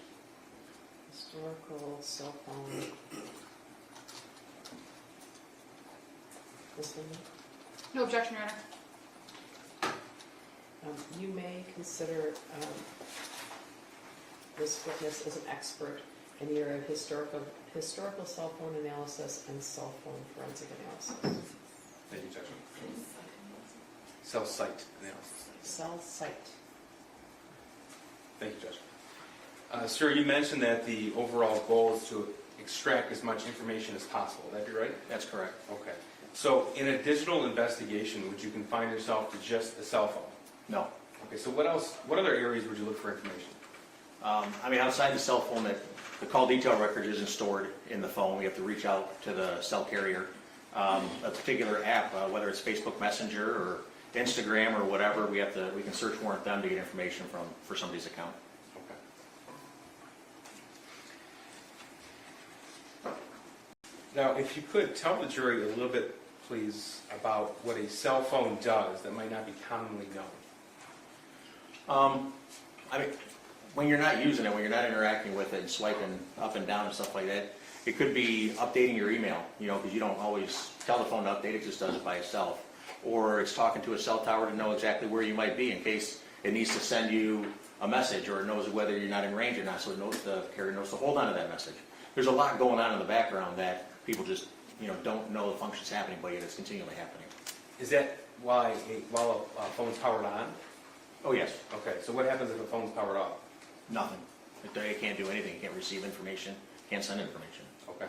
Now what about Android phones specifically? Have you had the opportunity to be trained in data extraction from Android phones? Yes, sir. Okay. Is that the same as Apple phones? iPhones? Not entirely. How the operating system is written, it's It's a little different in the process of getting the data off of the phones. What do you mean?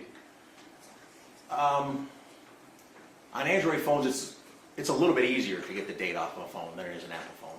You said operating system. What does that mean? The main function, when you look at the phone, the main screen, that's like Windows for your computer, right? Or iOS for your Mac or whatever. The operating system is the base of that phone, whether it's Android or an Apple that uses iOS, an Apple phone. That's the main thing that makes the phone function. Okay, and I think you said that Android operates differently than Apple? Yes, it does. Okay, can you explain that to me again, please? It operates a little different on how it stores data, how it retains that data, whether it's a file-based encryption, whether it's even encrypted at all, depending on the phone that you have, the manufacturer of that phone, and where it stores that data. Now, are you able to obtain someone's locations based upon a device? You can, yes. Tell me how that works. The phone's always looking where you are. Obviously, it's talking with towers. The tower tells the phone where it's at. For advertising purposes, let's say Google, for example, they put those little cookies on your phone so it knows where you're at all the time, right? And it knows that you like going to Burger King. So every time your phone knows that it's near Burger King because the map app is being used, it's going to tell you, oh, there's a Burger King nearby, or it'll pop up in your Facebook message feed or whatever. So that's, yeah. All right, cookies, what's that? Those are little trackers, I guess, to make it simple. It's a little tracker that's embedded in however the phone interacts with either the internet or an application. It's a little nugget that just sits on your phone, waiting to be activated to tell either Google where you're at, Apple where you're at, and to give the user a better experience with their phone. So, if I'm on my phone and looking at a website, for example, and I get that little bar at the bottom that says this website uses cookies, accept or yes or no. Yep. So if I either hit yes or I close out of that box, then it's tracked on my phone. If you hit yes, correct. Okay. What if I hit no? What happens? Then the cookies, they're not installed because you're not giving permission for them to be loaded up to your phone, not installed, loaded to your phone. So in order for me to look at the website, for example, though, I'd have to hit yes. Not necessarily, no. Okay. No. So this is something that, as an investigator in this field, you're able to use to help understand the location of the device? Correct, yes. Okay, and tell me how that works, though. Well, like I said, one of the main things that we use is what's called location services. Location services is what tracks where your phone is within either an Apple or an Android phone. Google stores that data, again, because it sells that data to Burger King or McDonald's, wherever the heck you might want to, you're in, whatever you're interested in, and it keeps track of where you have been, where you like to go, to use that information in the future. Okay. So I want to talk about, specific to this case, I want to talk about some of the evidence that you reviewed in this case. First of all, were cell phones seized in the course of this investigation? Yes, there was. Okay. And you were the individual, you and members of your team had the opportunity to review those cell phones? That's correct. Okay. What about information from social media outlets? Yes, we did. Okay. Now, regarding the cell phones, I'm going to summarize this, and I want you to tell me if this is accurate, okay? So, source of electronic information from the shooter, an Android phone, a T-Mobile phone, last four digits, 1551. Correct. Yep. That's right? Yes, sir. Okay. A Facebook account? Correct. And an Instagram account? That's correct. Okay. Now, regarding Jennifer Crumbley, there were 3 cell phone seized, is that right? Correct. Okay. So we have 2 from T-Mobile with the same identical phone number, is that right? Okay. A TCL A509DL we refer to as a burner phone. What does that mean? A burner phone is what we refer to. It's a phone that you can go to Walmart in the electronics section where they sell their TVs or any CVS or Rite Aid and just buy it in a packaging and activate it. The SIM card's in there, and there's really no account that's needed to get it up and going. You just activate the phone by putting money towards the account within it. Okay. A Facebook account with jehn.crumbly.7, and includes the messenger functions. What do you mean by that? So Facebook Messenger and Facebook, separates 2 separate platforms. But you can search warrant Facebook for messenger information, or you just search warrant for messenger information. Okay. And then we have certain emails account from Gmail and Yahoo. Correct. All right, and then Instagram account, JEHNC78. Correct. Okay. So regarding James Crumbley, again, 3 phones were seized, 2 of which were T-Mobile phones with the same phone number, and the third being the TCL A509DL burner phone. Correct. Okay. 1 Instagram account, James R. Crumbley. 1 Facebook account, which included the messenger function, James R. Crumbley, and Yahoo, Gmail, Charter Communications email accounts. Correct. Okay. And then DoorDash search warrant for James Crumbley. So was the search warrant issued to DoorDash? Yes, it was. Okay. And was information received? Yes, it was. Okay. So we spoke about that very briefly early. A search warrant is when a judge or magistrate authorizes a document to a social media provider or a company, for example, and information is returned. Correct. Okay. And so what happens when you get that return? Sometimes it's in an easy format. It's just a simple Excel spreadsheet. Other times it's multiple Excel spreadsheets that you have to compare different parts of that 2 spreadsheets to come up with the information. Okay.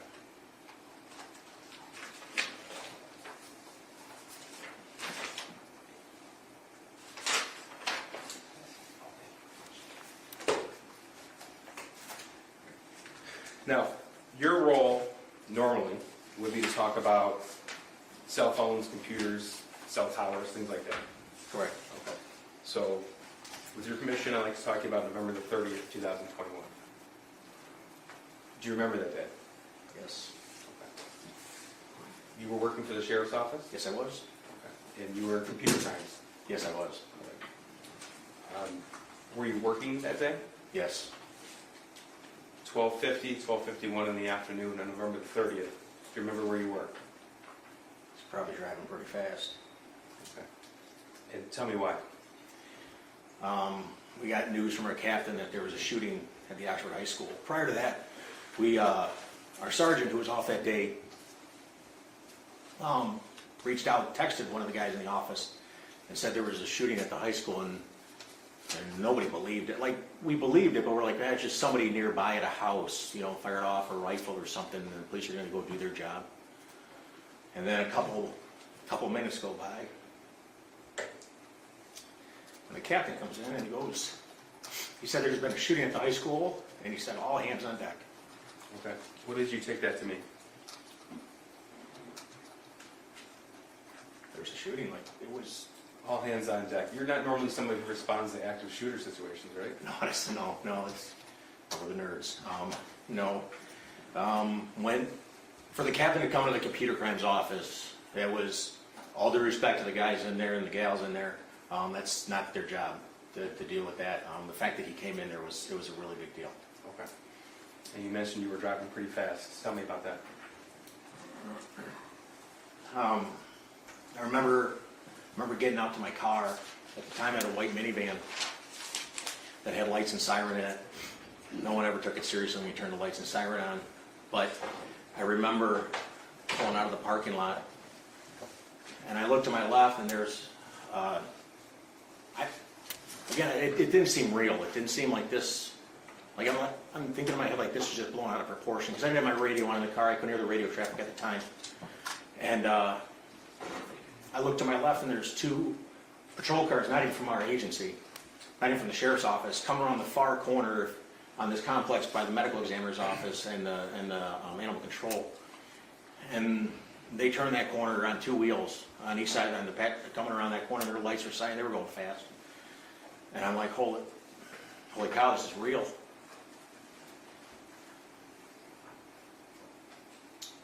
So then I turned my lights on because I just thought we'd get there and do what computer crimes does, We would do our thing.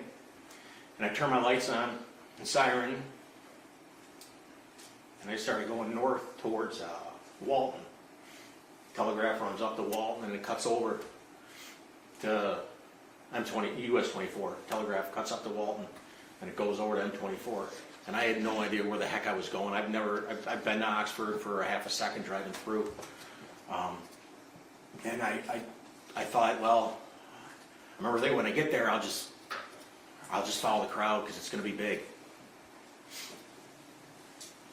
and going north on 24, and I see one of our SWAT vehicles going across that bridge from 75 down to 24, and the light was red for me, and I thought, well, I'm gonna have to slow down, like, there's cars coming down the ramp. And I remember getting closer and closer thinking, how come nobody's going? Like, my light's red, this cross traffic should be going, like, because as a police officer, obviously, when you run a red light, it's extremely dangerous. You don't do it haphazardly. And I'm approaching this light thinking, I'm gonna have to slow down. And as I get to the light, I look over and there's a patrol car just sitting. I don't know what agency they work for. And so I go through that intersection, and then I see them join up behind me, and then I see two other patrol cars from another agency coming up behind me. I remember, I don't know if it was Brown Road or what, the next major crossroad up the hill there. I remember that light was red and there were cars stopped in both lanes, and I thought to myself, I'm gonna have to go onto the shoulder. And so I'm looking at the shoulder thinking, I mean, it's part dirt. It's a small shoulder of asphalt and dirt, and my small tires on that minivan, it's not gonna handle well, but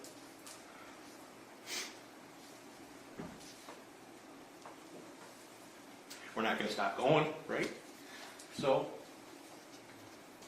I remember feeling the steering wheel shaking from the gravel, and I get around and keep driving north. Crowd still following me. I look up in the mirror every once in a while, and there had to been, I couldn't count them. They were so far deep behind me, and the ambulances and the SWAT vehicle, and we get up into town, up into Oxford, I think we were, and as I'm approaching the light, it just changes red. So obviously cross traffic doesn't know what's going on there. You might just have somebody that just goes straight, and again, it's dangerous. It really is. And so with the lead car, I've always been told the lead car in a situation like that, you always hold that intersection for everybody else behind you because they're coming. And so as I edged into the intersection, I stopped dead in the intersection with the lights and siren going. And I counted at least 16 vehicles just go screaming past me. And we start getting into town, and northbound traffic's blocked. It's dead stopped. I remember going against oncoming traffic, and now you see cars coming at you, and you're the whole way there, all I could hear on the radio was staging area on Ray Road in Meyer. That's what I kept on hearing. There was so much radio traffic. I heard bits and pieces of other things, but that really stuck in my head. And so we're just driving north, and finally I just see a Meyer, and I'm like, okay, well, we got to be far enough north. This is where I got to go. And so I pull off onto Ray Road, and I meet up with other deputies in the area. Okay. If you could describe to us what you saw when you arrived at that Meyer.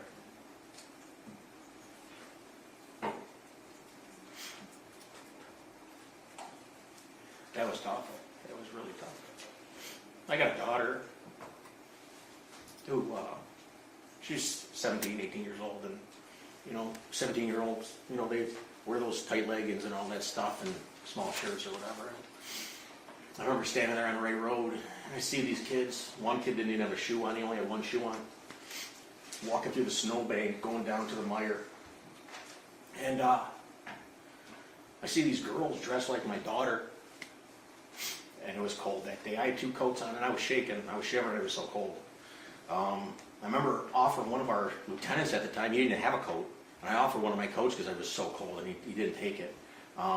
But you just saw these kids just coming down from where the school was. Like, it's hard to describe. They look like zombies. Like they had no facial expression, nothing. So there were kids there. Were there parents at the Meyer too? Down by the garden center.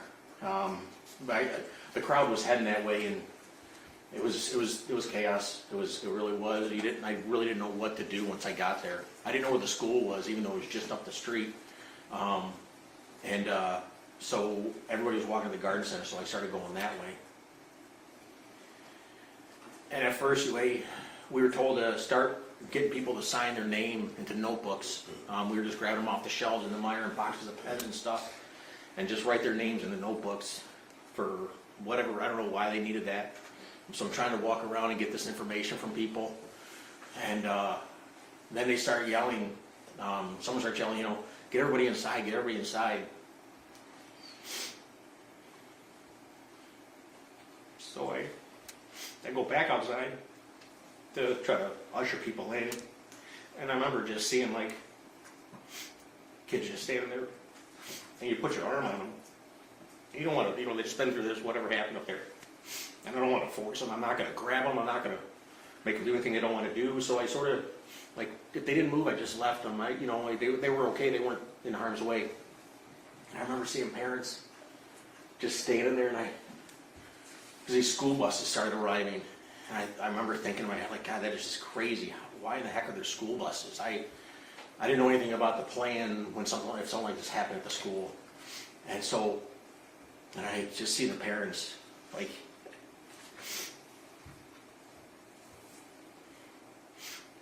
you see them just almost praying in their head that their kid came off the bus.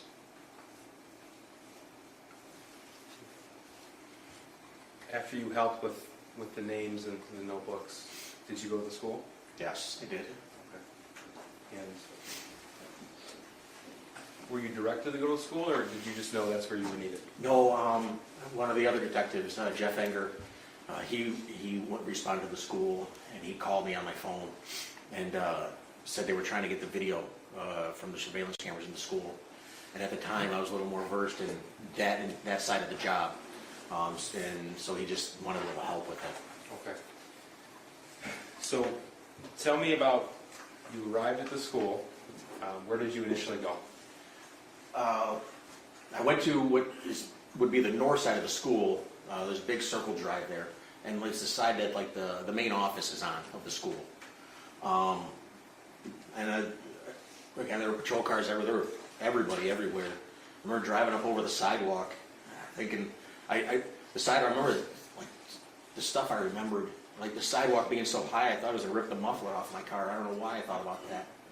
And I go up over the sidewalk, and I just stopped my car because that's what seemed like everybody was doing. And I walk in the door, and one of our sergeants is standing there, providing security just for that door so people aren't coming in. They shouldn't be coming in or whatever. And I asked him where the security office was, because that's where Detective Enger told me he was, and pointed me to the office, and people eventually pointed me back to the security office. Okay. And who did you encounter when you went there? As I walked in, I remember seeing the security officer, Jim Rourke, was in there. Deputy Jason Lewert was there. I didn't know him at the time. ATF agent Brett Brandon was in the room. Right here behind Yep. And Lieutenant Marsban was in the room. And you said at that point you were called over to help with the security footage. That's correct. Okay, so tell me what your role was at that point. Obviously, the bosses are going to want to know what happened, where it started, all that information, and I wasn't given any direction. We weren't given direction, but we just had to figure out when it started, where it started, how it started, as much as we can, because they're going to want to know that information. And so we just started reviewing video footage. At that point in time, was the high school still being cleared? Yes, it was. Okay. And when I say being cleared, we haven't had another officer testify yet. What does that mean? To clear something, you're going to look for more bad guys. You're going to look for maybe bombs that might have been placed, someone hiding in a room because they know the police are there, so they're checking every room, every closet, everything in a high school, going door by door, checking it all.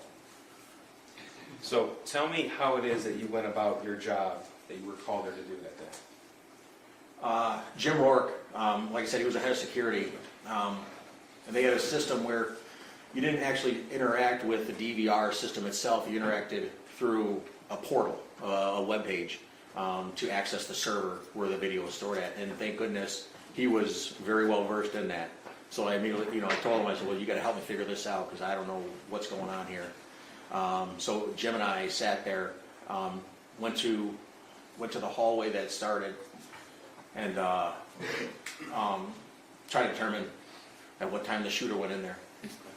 So how many cameras approximately did Oxford High School have equipped for surveillance footage? Well, they released 100 cameras. Okay. And it was your responsibility to review that footage? Yes, it was. Judge, this might be time for a natural break. Oh, all right. Well, the jury's lunch is here. So that would probably work. I'm not sure if I call you sergeant, detective, lieutenant, mister, hey you, none of those? That's fine. Okay, all right. You should not discuss your testimony because you're still listening right now, so please don't discuss your testimony with anyone, Yes, ma'am. all right? So you can step. Know what's going on here. So Jim and I sat there, went to the hallway that started, and tried to determine at what time the shooter went in there. So how many cameras approximately did Oxford High School have equipped for surveillance footage? Well, they released 100 cameras. Okay. And it was your responsibility to review that footage? Yes, it was. Judge, this might be time for a natural break. Oh, all right. Well, the jury's lunch is here, so that would probably work. I'm not sure if I call you sergeant, detective, lieutenant, mister, hey you, none of those? That's fine. Okay, all right. You should not discuss your testimony because you're still listening right now, so please don't discuss your testimony with anyone, Yes, ma'am. all right? So you can step down. If I give you till 1:15, is that okay? Yeah? Okay, those who ordered lunches, your lunches are here, all right? Do not discuss the case with anyone, don't text anyone, right? Okay. All rise for the jury.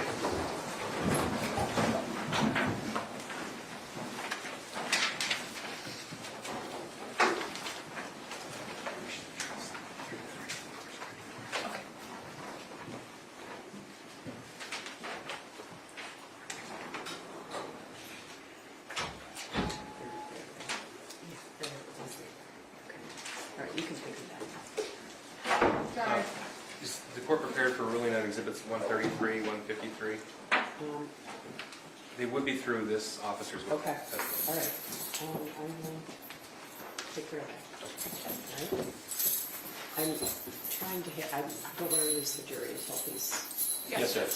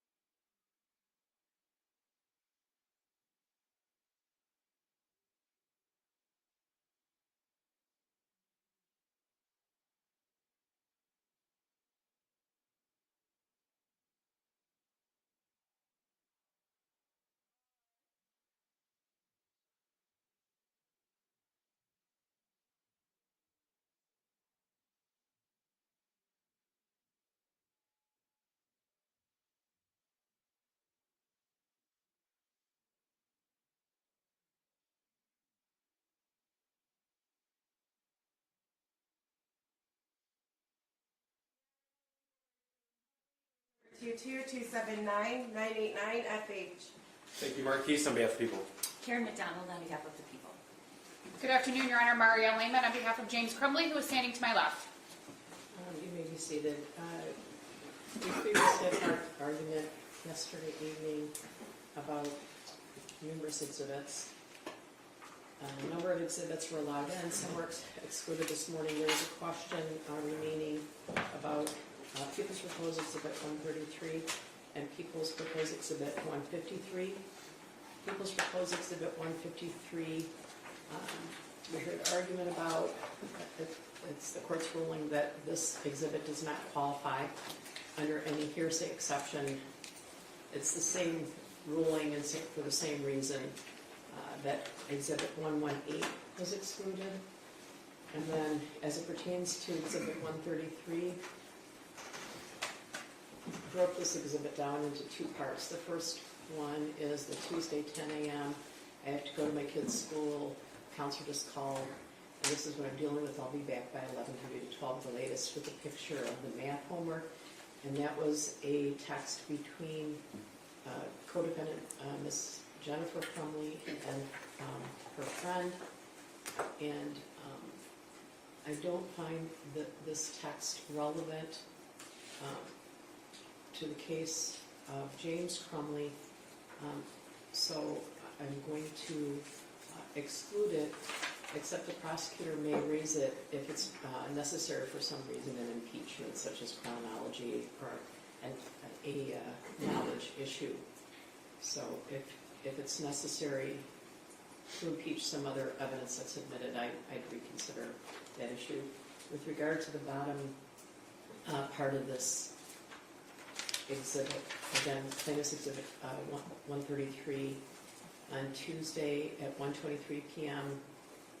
As an offer of proof, the prosecutors indicated they'd be able to demonstrate that there was an active shooter alert, and that subsequent to that, the defendant is calling his wife, Mrs. Crumbley, from their home, and that while Mrs. Crumbley is on the phone with her husband, she is texting her friend, presumably under the influence of the startling event, that there's an active shooter in the school, that Mr. Crumbley is at the home. She's on the phone with Mr. Crumbley, and contemporaneous with her conversation with Mr. Crumbley, she texts, "The gun is gone, and so are the bullets, and OMG, Andy, he's going to kill himself, and he must be the shooter." So I'll be allowing those text messages in pursuant to 803-2. Right? Thank you, Judge. Thank you, Your Honor. So, are you ready for the jury? Yes, Judge.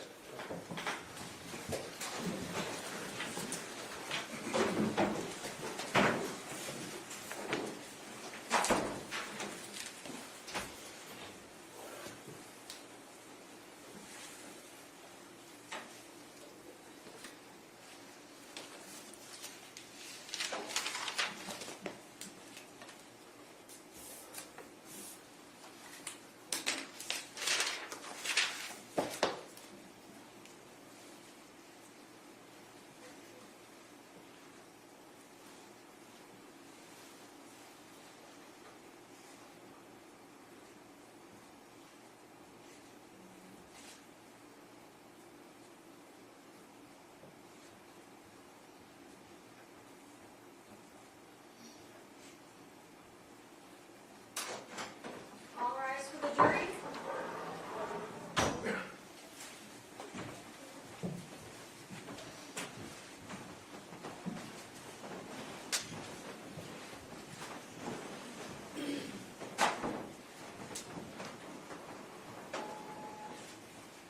All right, you may be seated.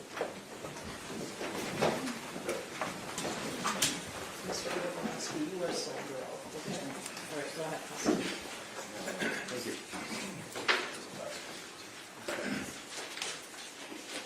Sir, we were talking about when you arrived at Oxford High School on November the 30th and you went to the security office.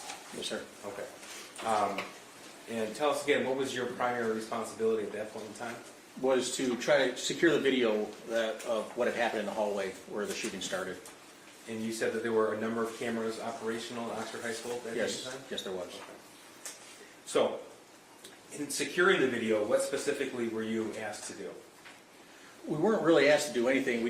I assumed what the bosses, the sheriff and the undersheriff, all of them would want to know is where it started. We knew it started in the 200 hallway, and we saw as the shooter came out, but we were trying to figure out when he went into the bathroom. So what did you do to accomplish this goal? The shooter came out of the bathroom with a black coat on. We kept on rewinding 5 minutes, 10 minutes, 15 minutes, and watching all the way through looking for him to go into the bathroom. And we didn't know the shooter's name at the time. Then we could never find somebody going into the bathroom wearing what the shooter had when he came out. Somebody told us what his name was. And so we knew that he was in the counselor's office earlier in the day.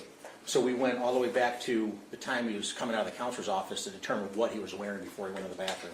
That's how we were able to figure out when he did go in. Okay, so you were able to eventually identify the shooter? Yes. Now, are you the person who actually synced together the camera footage for other investigators? Yes, it was. Okay, and tell me, how is it that you were able to do that? With over 100, at least 100 cameras in the school, you just take clips of each one. As they move from one camera, you go to the next camera and save that section, and then there's software that I use to just thread them all together. And then you testified earlier that you were aware that the shooter was in his counselor's office. Were you also aware that James and Jennifer Crumbley were at Oxford High School that day? At that time, yes, I was. Yes, I'm sorry. And eventually, were you requested to obtain as much surveillance video footage from that point in time as you could? Yes. Your Honor, I'm going to object to leading. It's just foundational, Jeff. Very consistent. Now, in the immediate days after the shooting, what was your primary responsibility with regard to the video? Different things came up. There was a rumor going around that the shooter had actually tried opening doors, and identifying himself as the police. Well, that was actually the police, but I had to go up there and get more video footage just to determine how far he went completely down the hallway before he turned around, and then what had happened in the surrounding hallways and such like that. And as the investigator who had to sync together the video, did you have to watch the video of the shooting itself? Yes, sir. All told, how many hours of video do you think you've watched to put this together? Too many. How many different angles did you have to see this from? Every angle, every camera. There's some cameras that pointed back in one direction from where it started to, I don't know, 7 different angles maybe at different times. In part of putting that footage together, were you aiding in the identification of the victims? Yes. Tell us what you saw in the video.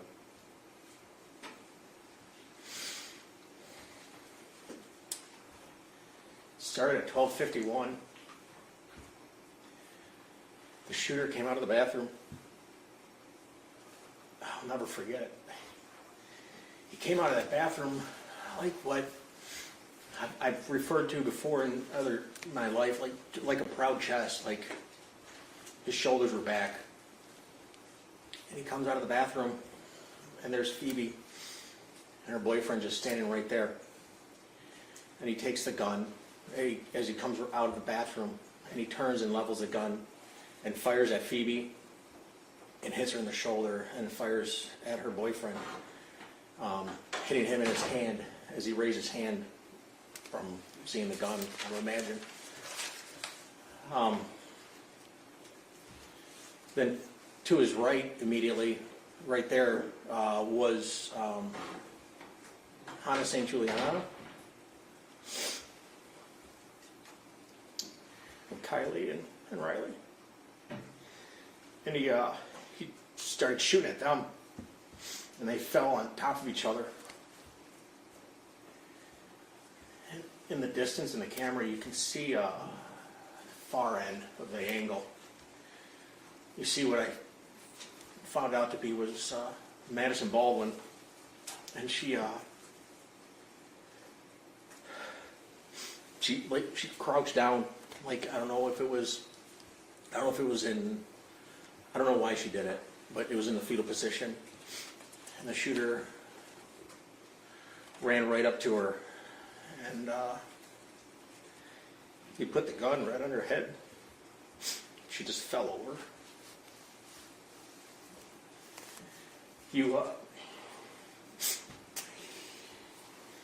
He rounds the corner into the longer part of the 200 hallway.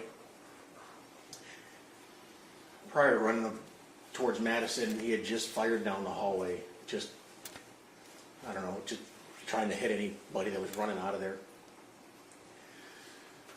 He rounds the corner and starts shooting.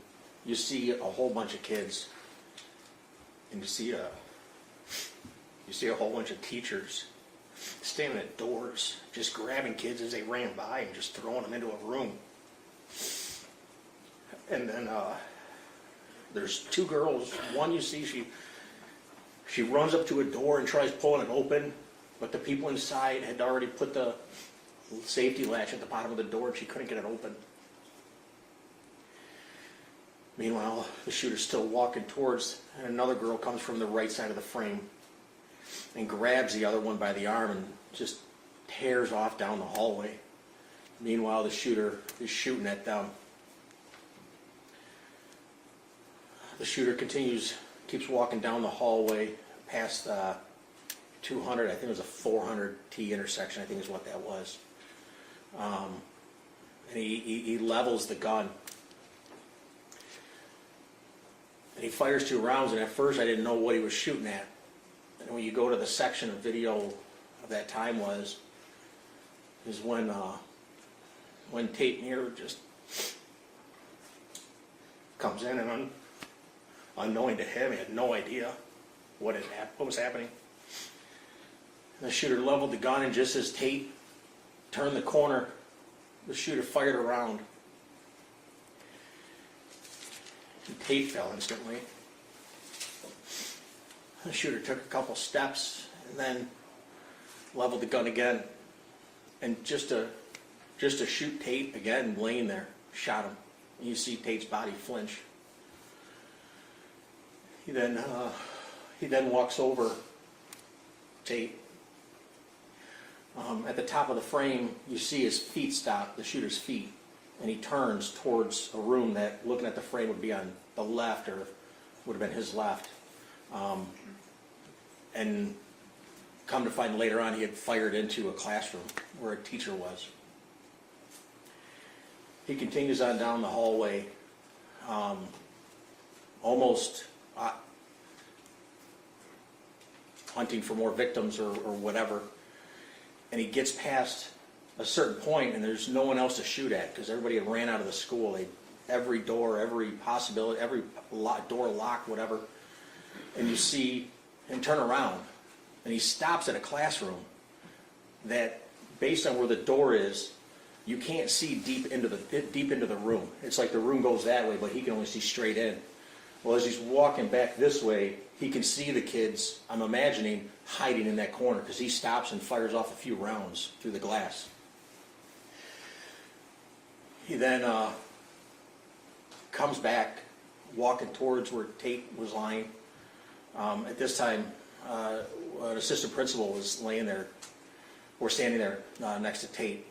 And the shooter just walks past her with the gun in his hand, and she said something to him. I'm not sure what she said, but you could tell, like, he turned his head, like, almost didn't even look at her, turned his head like in shame. I don't know. And then he keeps on walking down the hallway to the bathroom where the other victim, Justin Schilling, was. And he just, as he gets to the bathroom, he just stops and turns right. He just goes right to the bathroom. Okay. Did the shooter eventually exit the bathroom? Yes, he did. Before he did somebody else exit the bathroom? Yes, another student. Tell me what you saw there.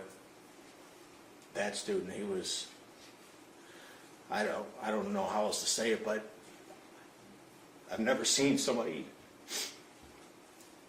actually run for their life. And that kid was running for his life. Now, did the shooter eventually exit the bathroom himself? Yes, he does. Tell me about that. Comes out of the bathroom and he looks around a little bit to see what's going on. Turns around and the bathroom, the doors sit back in like a cubby type area, so they're off the hallway, the main hallway you really can't see, but he turns back around. And eventually now, the two first responding deputies had gotten to Jason Lure and Jens, were coming down the hallway. And Lure was a little bit faster than Jens was, just because he was trying to cover more ground. You can see Tate laying on the ground. And Jens is walking a little bit slower. As he's walking up to him, the shooter just puts his hands up in the air and then goes down to his knees. As he's doing that, Jens realizes he sees something, and he yelled gun, from what he told me. And the shooter then lays down on his stomach, and Jason Lure come back, and that's where they take him into custody right there. Based upon your video review, and you said you've had to watch hours of this? Yes, sir. Is it fair to say that the entire incident was about 9 minutes long? Yes, sir. Yeah. He was taken into custody at 1300. That's 1 o'clock, I'm sorry. Started at 12:51. He was taken into custody at 1 p.m. Thank you, sir. I'm going to go through some of the evidence that you recovered in your forensic investigation. We talked about different information that you were able to draw upon from James Crumbley's phone, Jennifer Crumbley's phone, and the shooter's phone, as well as their social media accounts and emails. Yes, Right? that's correct. So you've seen all of the bits of every exhibit in this case you've seen, is that right? That's correct. Okay. And you've seen the demonstrative portions of those exhibits in this PowerPoint before too? Correct. Okay. So you're aware, and everyone's aware, we have a citation with the evidence number on that slide, as well as a citation to where from these sources of electronic information was pulled from. Correct, Okay. yes. Now, from what you reviewed of the exhibits, do they fairly and accurately depict the information that you extracted from the social media accounts and from devices themselves? Yes, it does. They do. So we'll start in late winter or early spring of 2021. Mr. Keys, can I just ask you, this source of electronic information, which exhibit is this specifically? This is not an exhibit, this is just a demonstrative aid for, Oh, okay. for the All research. right. Thank you. So we'll start with March 8th of 2021. Before we get into that, a little bit of background. You were able to obtain a Facebook Messenger chat between James and Jennifer Crumbley? That's correct. And tell me how you were able to obtain that. We were talking earlier, you can send search warrants off after authorization from a judge to obtain information on someone's social media accounts or phone numbers. Okay. And did that happen in this case? Yes, it did. So I'm going to show you what's been admitted as, this is People's 44. Sir, what are we looking at here? That's a Facebook chat between James and Jennifer, and the green would be James Crumbley and the blue would be Jennifer's. Okay, so we won't do this with every slide, but just so we are on the same page here. It says from Facebook 691473442 JC Rumbley. What does that mean? The numbers is the ID account that is signed by Facebook, and then the JC Rumbley is the screen name that was chosen by the user. Okay. And then we have, in the bottom of the text bubble, we have the date. So this is March 8th, 2021. The time, 3:09:50 p.m. And then it says UTC-5. What is that? It's just to tell you that it's been adjusted. So the normal information is captured in UTC time, -0. And all time starts in the point in Greenwich. It used to be called Greenwich Mean Time, GMT. Well, now it's UTC, Universal, like whatever it means. Anyways, all time starts there. Depending on which way you go from that point on the globe is whether it's plus hours or minus hours. And we're 5 hours away from where all time starts. So let's go through this conversation. Blue from Jennifer, Ethan going to bowling. What's in green is James. Correct. What's the response there? IDK, or I don't know. Okay. Jennifer, what do you mean? I don't know. And what was James' response? James says, I don't know, period. Exactly what I said, period. We'll know after he gets home. Okay.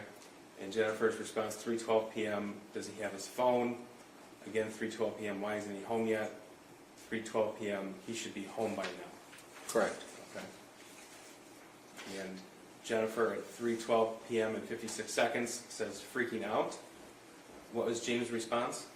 He does not get home till 3:16. Okay, so March 8, 2021, that was a weekday. From the combination of the digital evidence that you reviewed, location history, are you able to tell where James was when he was sending this message? Yes, Where's that? he was at home. And Jennifer's response, I told you to pick him up because he's upset and I don't want him to do anything stupid, goddammit. Correct. That's March 8th at 3:13 p.m. Correct. Okay, and James's response? Dude, period, chill, period. He is fine, period. And I'm trying to fucking work. I'm going to move on to, again, March 8th, 3:13 p.m. What does Jennifer say? Jennifer replies with, does he have his phone? Question mark, question mark, question mark. And James's response? Yes, but he won't answer while he is walking. I will let you know the minute he walks in. Okay. And Jennifer at 3:14 p.m. says what? I'm serious freaking out. Then she says, is he home yet? And that was 3 minutes later. That's March 8th, 2021. It was a Monday. It was 3:17 p.m. Yes, correct. Okay. I'm going to move on to Exhibit 61. Again, James and Jennifer Facebook messages. Blue will always be Jennifer, is that right? Correct, yes. Okay. March 19th, 9:37 a.m. Tell us what Jennifer writes, please. Jennifer writes, Ethan awake? Okay, James' response. Yeah. Jennifer, Replies with, how is he? and what does James say?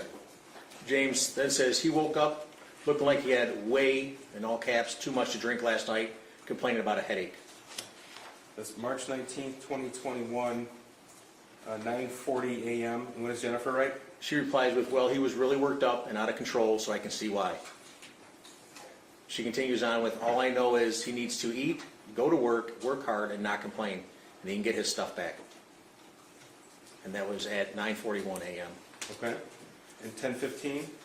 Jennifer says, you respond, I didn't get a call. I didn't get it. Okay. And James's response. He responds back with, one text says Jesus, another one says yes. He Okay. said, let me ask you a question. Why am I in your guys' room? LOL. And that was at March 19th, 21, 10:17 a.m. Correct. And Jennifer's response. OMG. Oh my God. What did James write? James responds, I totally thought you were giving him a Xanax last night. Jennifer's response. She responded with, does he seem better? Then a second response, no melatonin. Okay. And what did James say? He responds back with, I know. Jennifer's response at 10:18 a.m., please. Jennifer said, but he hasn't had one before, should have only given him half. And what did James say? He is just doing his school, says his head hurts, he took Tylenol. Okay. And Jennifer wrote, is he okay to work? Correct, she did. And then James responds back with, yeah. Okay. And what did Jennifer write at March 19th, 21, 11:38 a.m.? Does he remember what he did? And what did James say? James responds back with, dude, I am working on a demo right now. I have not talked to him, and he is doing school. Okay. Jennifer's response. She responds back with, okay then, geesh.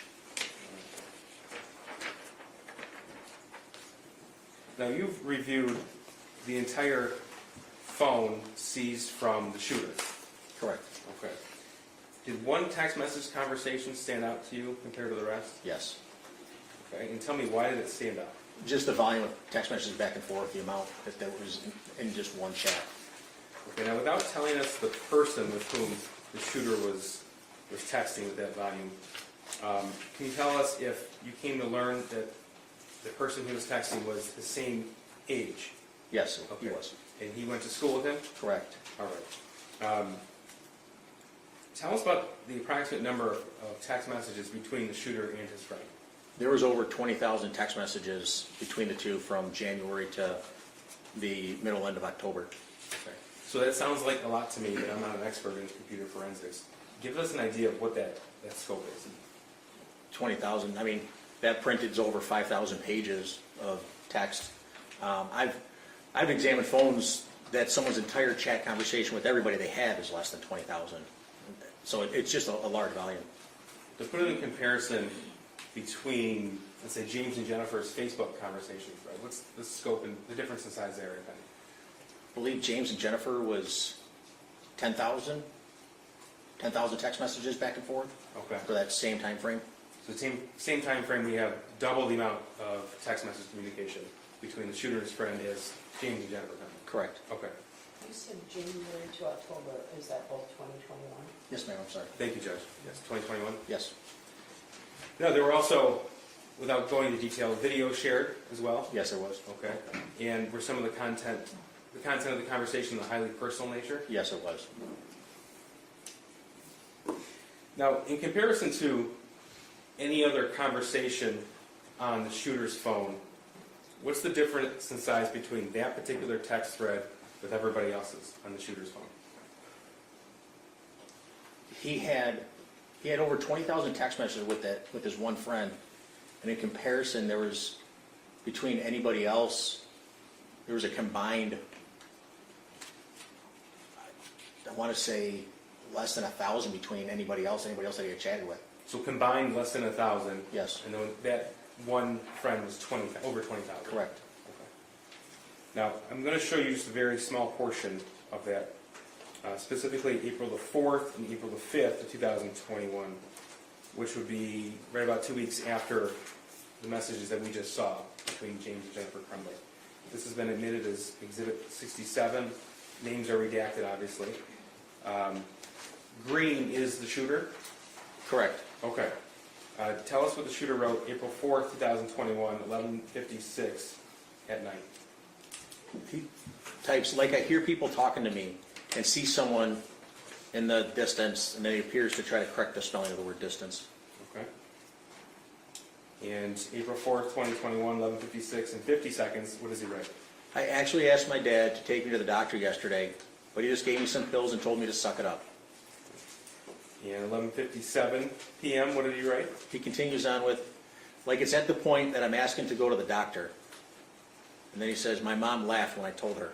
That was again 11:57 in the evening, April the 4th, 21. Correct.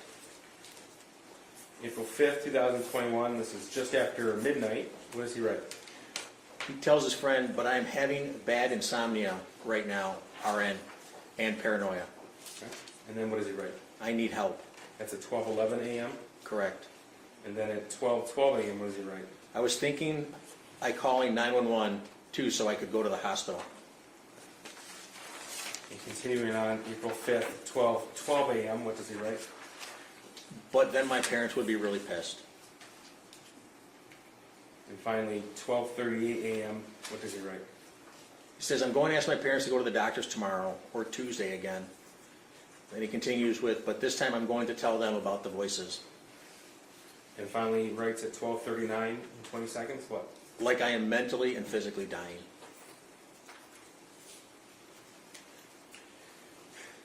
Now, you discovered, we just mentioned, some videos on this text message thread between the shooter and that friend. Is that right? That's correct. Okay. So I'm going to now direct you to August the 19th of 2021. First of all, did some of those images that he shared depict firearms? Yes, they did. Okay. So this is Exhibit 70 and 71. 70 is the text message itself. What are we looking at here? That's showing a video was sent to his friend. Okay, so this is the same friend we're referring to at all times? Correct, yes, yes. Okay. August 19th, 2021, 9:31 p.m. And the video is 71. I'm going to play that now.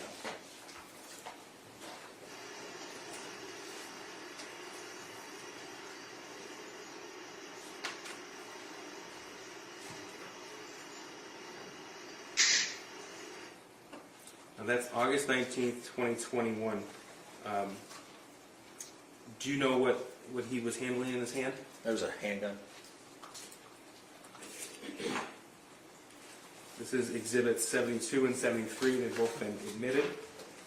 This is 8:20 a.m. at 12:30 in the morning, so we're carrying over past midnight from the last video. 72 is this text bubble. So what are we seeing here? Again, it's a text to his friend that he's been communicating with of another video of the gun. Okay. And this indicates that video was sent to his friend? Correct. All right. I'm going to play 73 now.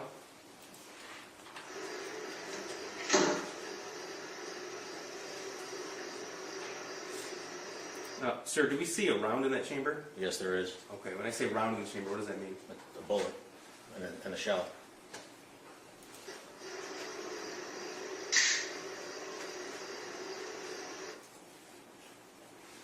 And that was August the 20th. Now, were you able to tell if the defendant or Jennifer Crumbley were actually inside the home when the video was taken? Yes. Okay. I'm going to go through, and we talked earlier about how you're able to find certain location history. Correct. Okay. So, is it fair to say that you were able to do that for this specific date? That's correct, yes. So this is Exhibit 74. Green, and so we're aware, green will always be James Crumbley's location. Purple will be Jennifer Crumbley. Okay. What are we looking at here in Exhibit 74? That's a GPS location that was captured by Google. Is the Gmail account, jamescrumbly8@gmail.com, in the upper right corner, and on August 19th at 9:21 p.m. Okay, so that's on East Street. Did you come to learn that the Crumbley family lived at 112 East in Oxford? Yes, I did. Okay. So that indicates at least that his device is at the location approximately the time the first video on August 19th was taken. Correct. Okay. So this is Exhibit 75. This is purple again, so this would be Jennifer Crumbley. Correct. Tell us, please, what you see here. Again, it's using the same Gmail account that they had. Her GPS location from Google was at 9:29 p.m. on August 19th. Okay. And again, that's the first video that we saw. Correct. This is Exhibit 76, specifically August the 20th, 2021, 12:32 a.m. What do we see here? Again, another green circle indicating the location of James's device. Okay. And this is approximately the same time the video of the loaded gun was sent. Correct. Here's 77. What are we looking at here? That's the purple, which is Jennifer's, on August 20th, and that's at 12:21 a.m. Now this is Exhibit 72. This is part of that same conversation between the shooter and his friend. Yes. Okay. And this was August 20th, 21 at 12:32 a.m. Correct. Okay. So would that be right after that video was sent? That's correct. All right. What does the shooter write? My dad left it out, so I thought, why not? LOL.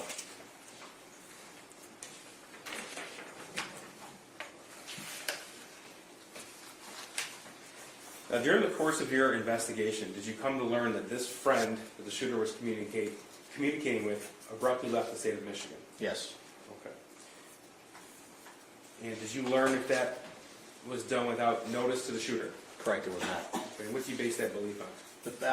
James had reached out to the father of the shooter's friend, asking if everything was okay, and then the father of the friend told what was going on. I'm going to show you Exhibit 79. This is a text message from, you recovered off of James Crumbley's phone. Correct. Okay, and again, names are redacted here. Did Correct. you come to learn that this is the father of the shooter's friend? Yes. Okay. And what's the date here? This is on October 30th, 2021. Okay, at 9:52 p.m., what did he write? He wrote, "Hey Mark, sorry for the late text. Hope the family is well. Just wanted to check in and make sure everything is okay with the shooter's friend. Ethan's been trying to get a hold of him for a few days. Did not know if his phone was taken away, maybe, but just checking in. Ethan wanted to be with his friend for Halloween if he is okay."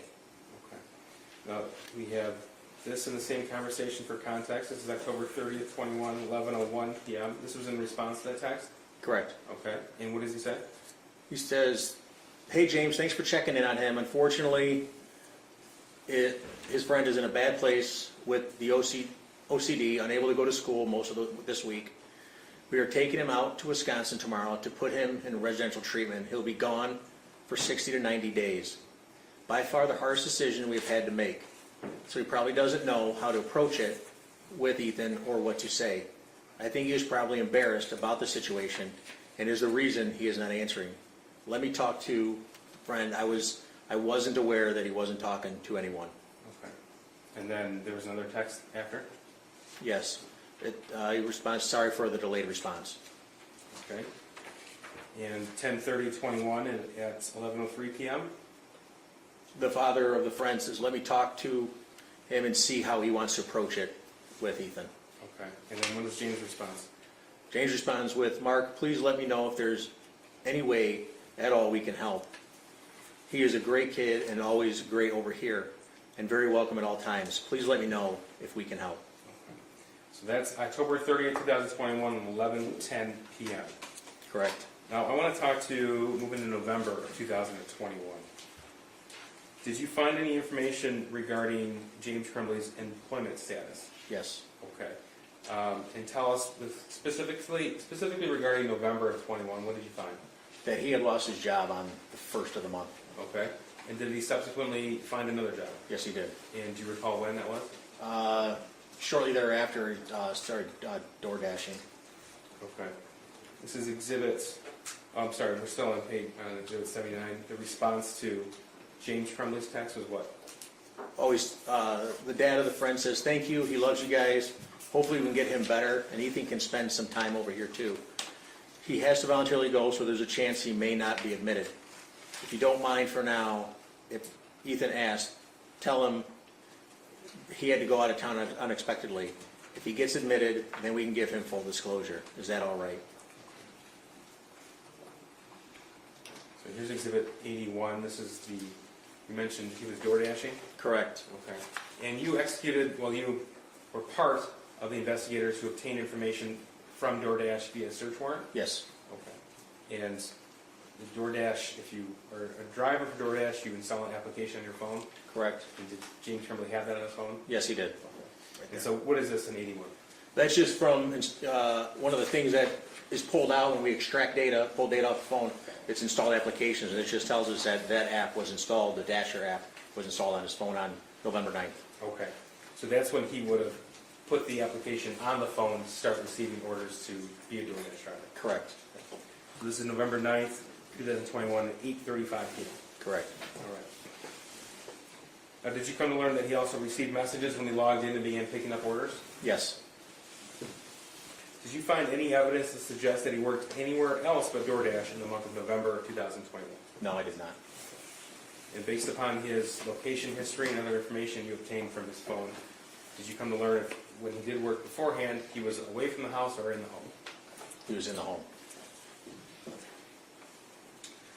Now, what about the shooter's digital footprint in the month of November 2021 after his friend left? When you reviewed the phone, the shooter's phone, for that month in particular, did you find any evidence of the shooter being in contact with anybody else, any other peer? No, he did not communicate with hardly anybody at all. Any evidence, either GPS pings, pictures, social media posts, text messages, anything to suggest that he met up with anybody outside of school? No, if I remember correctly, there was, for the whole month of November, there was only 48 total text messages from the 1st to the 30th. Okay. And what do those text messages include? A combined 6 of them were to James and Jennifer, and then the rest were, I remember seeing, he was accessing some app, maybe doing homework or something, trying to find, it appeared like you would text it, maybe a math problem or something, it would send you the answer, I'm not entirely certain, but that's what it looked like. Okay. But no evidence of plans to meet with a friend outside of school or, No. or anything Objection, like Honor, that? asked and answered. I don't think I asked that one. Keep going. Okay.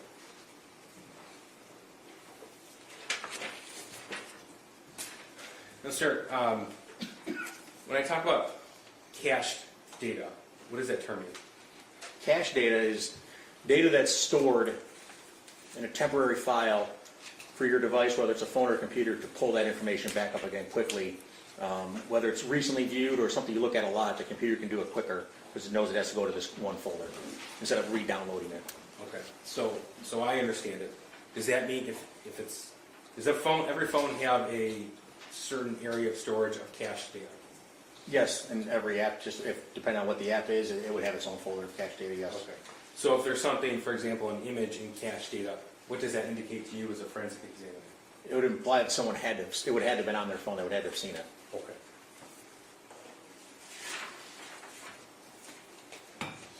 Now, what does it mean if two people have the same cache data on their phone for an image? One either would have sent it to the other one, or they randomly looked at the same picture. When examining the phone of the shooter and examining the phone of James Crumbley, did you find any images in common in cache data? Yes. Now, I want to specifically take you to exhibits 82 and 83.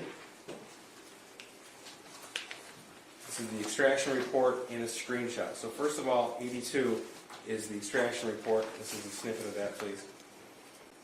Tell me what that means. On 82? Yes.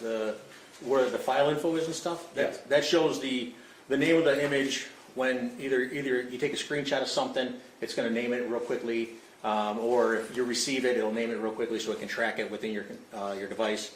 And then where it says path, that's the file path that often tells you what happened, how something got on a computer, on a phone, is by reading the file path. So let's talk about file path for a second. Now, anytime you, as an expert in computer forensics and cell phone forensics, you're looking to find how a piece of data got on the phone. Is that right? That's correct, yes. Okay. And so how does the file path aid you in that? It just tells, that right there, it tells us what they, like this one, for example, on the screen. It says Android messaging. I know this was done using the Android messaging app.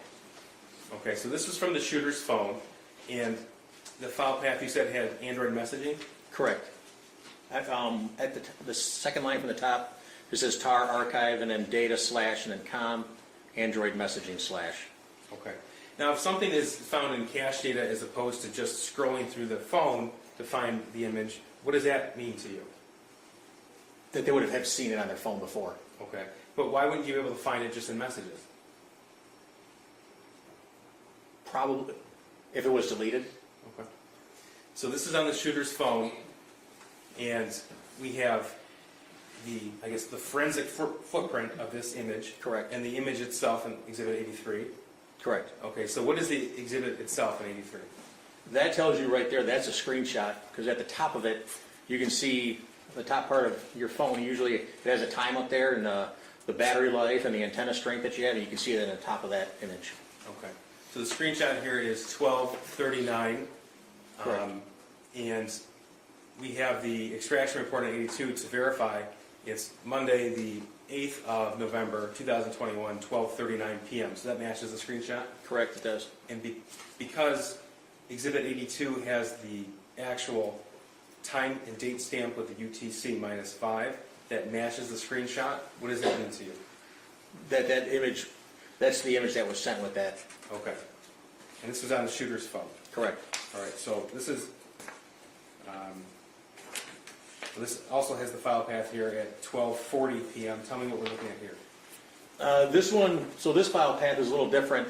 Again, starting where you see the word path on the screen there, and then going over, second line from under tar archive, it's the tct.cs.rcs, and the RCS tells me that is rich content, and that's Android's way of being able to either share large files, to know, a lot of people have an Apple phone, you can tell when someone's texting you back. That RCS feature allows Android phones to do the same thing. Okay.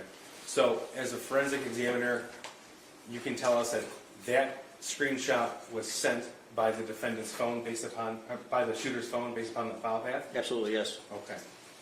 Now here's exhibits 85 and 86. This is from James Crumbley's phone. What are we looking at here? On the right side is, I'm sorry, the left side, I apologize, is the extraction information that was given, the name that was given in the file path. and then the screenshot again on the right side. Okay, Exhibit 85, the extraction report here. It has the date and time. It's November the 8th, 2021, but this is 12:40 p.m., so that's later in time than what was found on the shooter's phone. Correct. Is that right? Correct, about 1 minute. But it's the same screenshot? Correct, it is. Now, did you find either screenshot of the 9mm, so price $299.99, used Smith & Wesson SD9VE in very good condition, comes with 2 16-round magazines and cleaning kit with an image of a firearm, is that right? Correct. Okay, did you find that screenshot in either messaging from James Crumbley or the shooter? From James Crumbley? Yes. No. Okay. But did you find it anywhere else on the phone other than the cache data? No, I did not. Okay. Have you seen reference to SD9VE 9mm elsewhere in this case?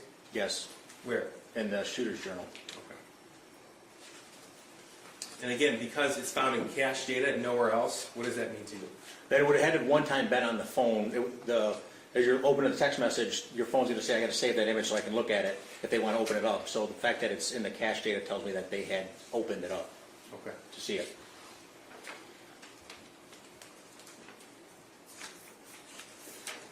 Now, is it possible to recover deleted content from a phone? Potentially. Tell me why.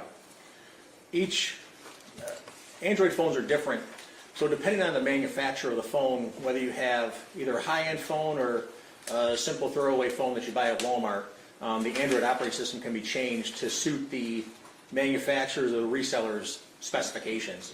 So if you want to sell a cheaper-end phone that doesn't have all the functionalities of a higher-end phone, usually doesn't have the features to be able to store longer content or retrieve deleted content. Okay. So it has nothing to do with your forensic tools per se, it's just on the manufacturer? Correct. Is it more likely to recover deleted messages after both users delete the message?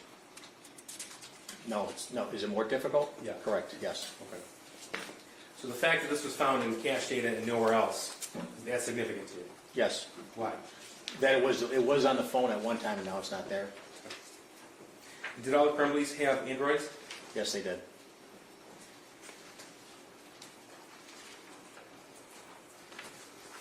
I'm going to direct your attention now to the days before the shooting. We'll start with November the 26th of 2021.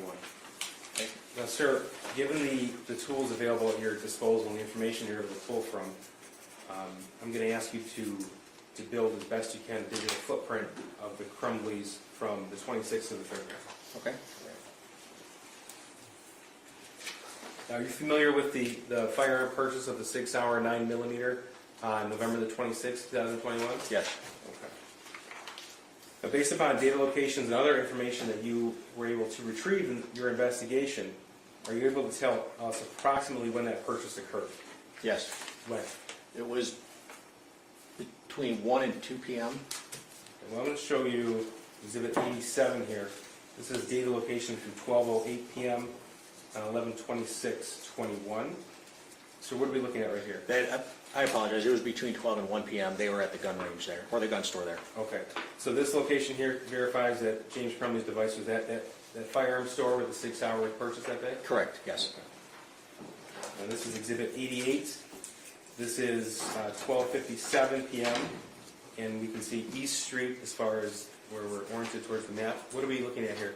That shows James Crumbley's location relative to his house at 112 East Street. Okay. So what can you surmise from these data points? That this one in particular, the larger the circle is, the more, I don't want to say less accurate, the larger the range where the device could be. This one in particular is 62 meters from that point. So he could be anywhere within 62 meters of that point there near his house. Okay. So because we have a more narrow point with Exhibit 87, we can be reasonably assured that the device was at the firearm store from 12:08, and then at 12:57 he was getting within 62 meters of his house? Correct. Okay. Now, to the extent possible, I'd like us to go through what the Crumbley family did after the purchase of that firearm on November the 26th. Tell us what you saw on their phones, what they did after the gun was purchased. They went Christmas tree shopping. There are pictures of it. Sir, when someone takes a picture of something, is there a way to tell where and when that picture was taken? Usually, yes. Tell me why. So a picture that's taken with your phone or even a camera that you might have, a Canon camera, captures what's called metadata. You usually tell your phone to do it. And metadata is data within data. So the main information here that you see on the screen is of a map. Well, embedded in that could be how that map was made by the camera that took the picture, maybe the computer that took the picture, how even the screenshot was made. That's information that you don't see. That's the metadata. So we're looking at exhibits 89 and 90 here. So 89 is the metadata, 90 is the photograph itself. Tell us what we're looking at here. That's was taken from the shooter's phone, and he's holding a handgun that was purchased on the 26th. And the handgun on the grip there says 6 hour? Correct, it is. Okay. And so when and where was this picture taken? This was taken at the Crumbley home on November 26th And what time? at 1:03 p.m. Okay, so we saw from the location history that James Crumbley was almost at his house at 12:57 p.m. And this photograph was taken 6 minutes later? Correct. Now, did the shooter post anything on Instagram with regards to this firearm? He posted pictures of him holding the gun, and then telling people, ask questions, they'll answer. So here's exhibit 95. What do we see here? That's the Instagram post where the shooter wrote, "Just got my new beauty today, heart eye emojis, 6 hour, 9mm. Ask questions, I will answer." And when was this post made? In the bottom left corner, you can see it was November 26th, 2021, and it says 1806, which is 606 UTC, and that's what I was talking about. We're -5 or 4 hours. So in November, we're -5 hours, so it's taken at 3:06. All right. Here is also exhibit 95. What do we see here? 106. I apologize. It was 106 that was taken. 106. -5 I was going to from correct your 18. math, but Yes, I apologize. A picture of him holding it in his hand, and that was taken shortly after at 1:06 p.m. on the okay, so 26th. same caption of the post, different photograph. Correct.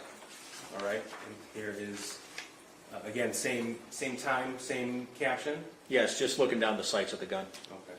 We see 3 dots at the top of the firearm. What is that? Those are the sights of the gun. The two on the outside in the front post. If you don't know, you line those up. It's called your sight picture. You get those 3 dots in a line. If you have equal light on either side, that's where your round's going to go. And he's just practicing lining up the sights. And that's lined up in a way where it would fire the way you would want it to. Would that be right? It's put around right below it, yeah. Okay. And same caption. Just got my new beauty today. 6 hour.